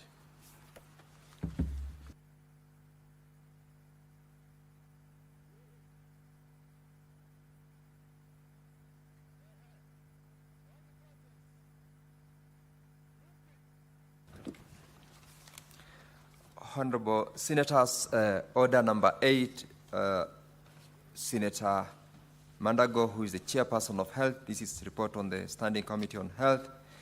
He is not in the House. That motion is deferred. Order number 9, similarly, the chairperson Standing Committee on Health is also absent. That motion is deferred. Order number 10, the chairperson Liaison Committee is also absent. That motion is deferred.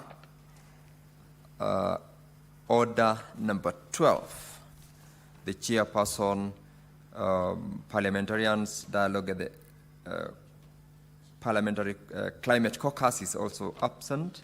That motion is deferred. Order number 13, Senator Catherine Muma is not present in the House. That motion is equally deferred. And lastly, order number 14, motion on the 67th Commonwealth Parliamentary Association. Senator Jackson Mandago, who was the mover, is also absent. That order is equally deferred. We now may rise. Now, Honorable Senators, there being no other business on the order paper, the Senate stands adjourned until later today, Wednesday, 23rd of July, 2025, at 2:30 p.m.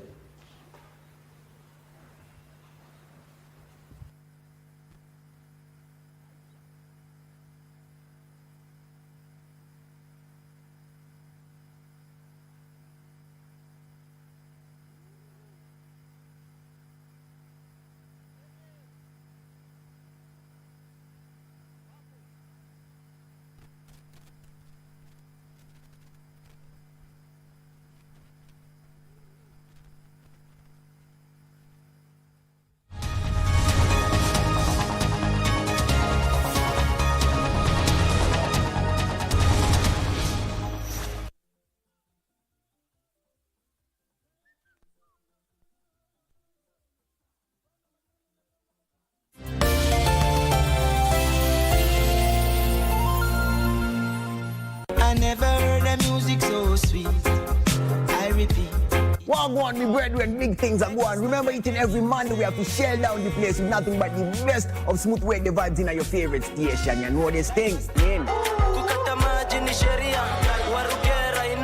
Alafu kila Tuesday, kata simu tupo side, giving you Kenyan music from the 254. Napenda life, napenda dema na jidai, ateme vibe. And of course, you can spice up your Wednesday by enjoying blazing hot hip-hop and R&B jams.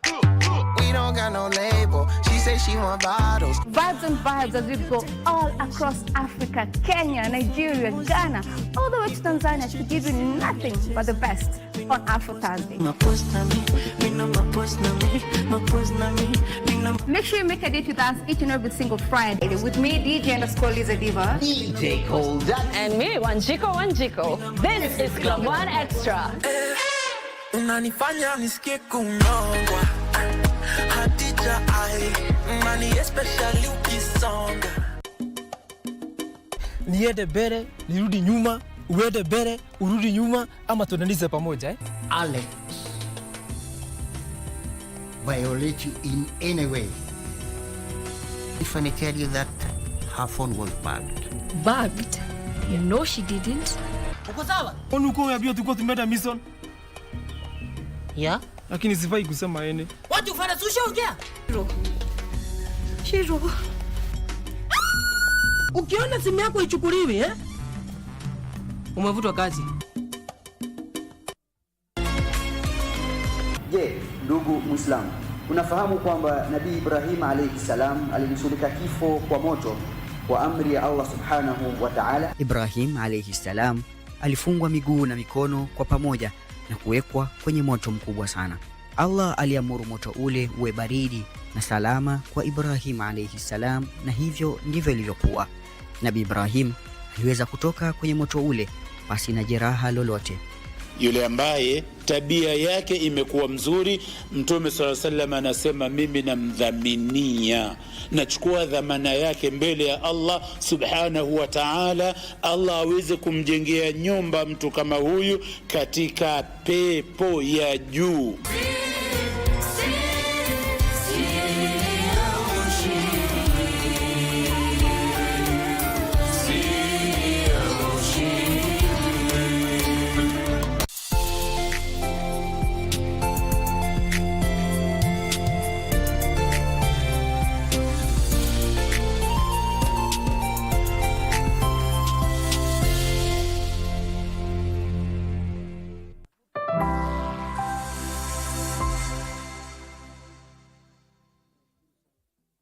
With over 1 billion users, TikTok is a worldwide success. But governments are concerned as TikTok belongs to a Chinese company. Could the Chinese government have access to our data and use the platform to manipulate us? Is TikTok the ultimate propaganda tool?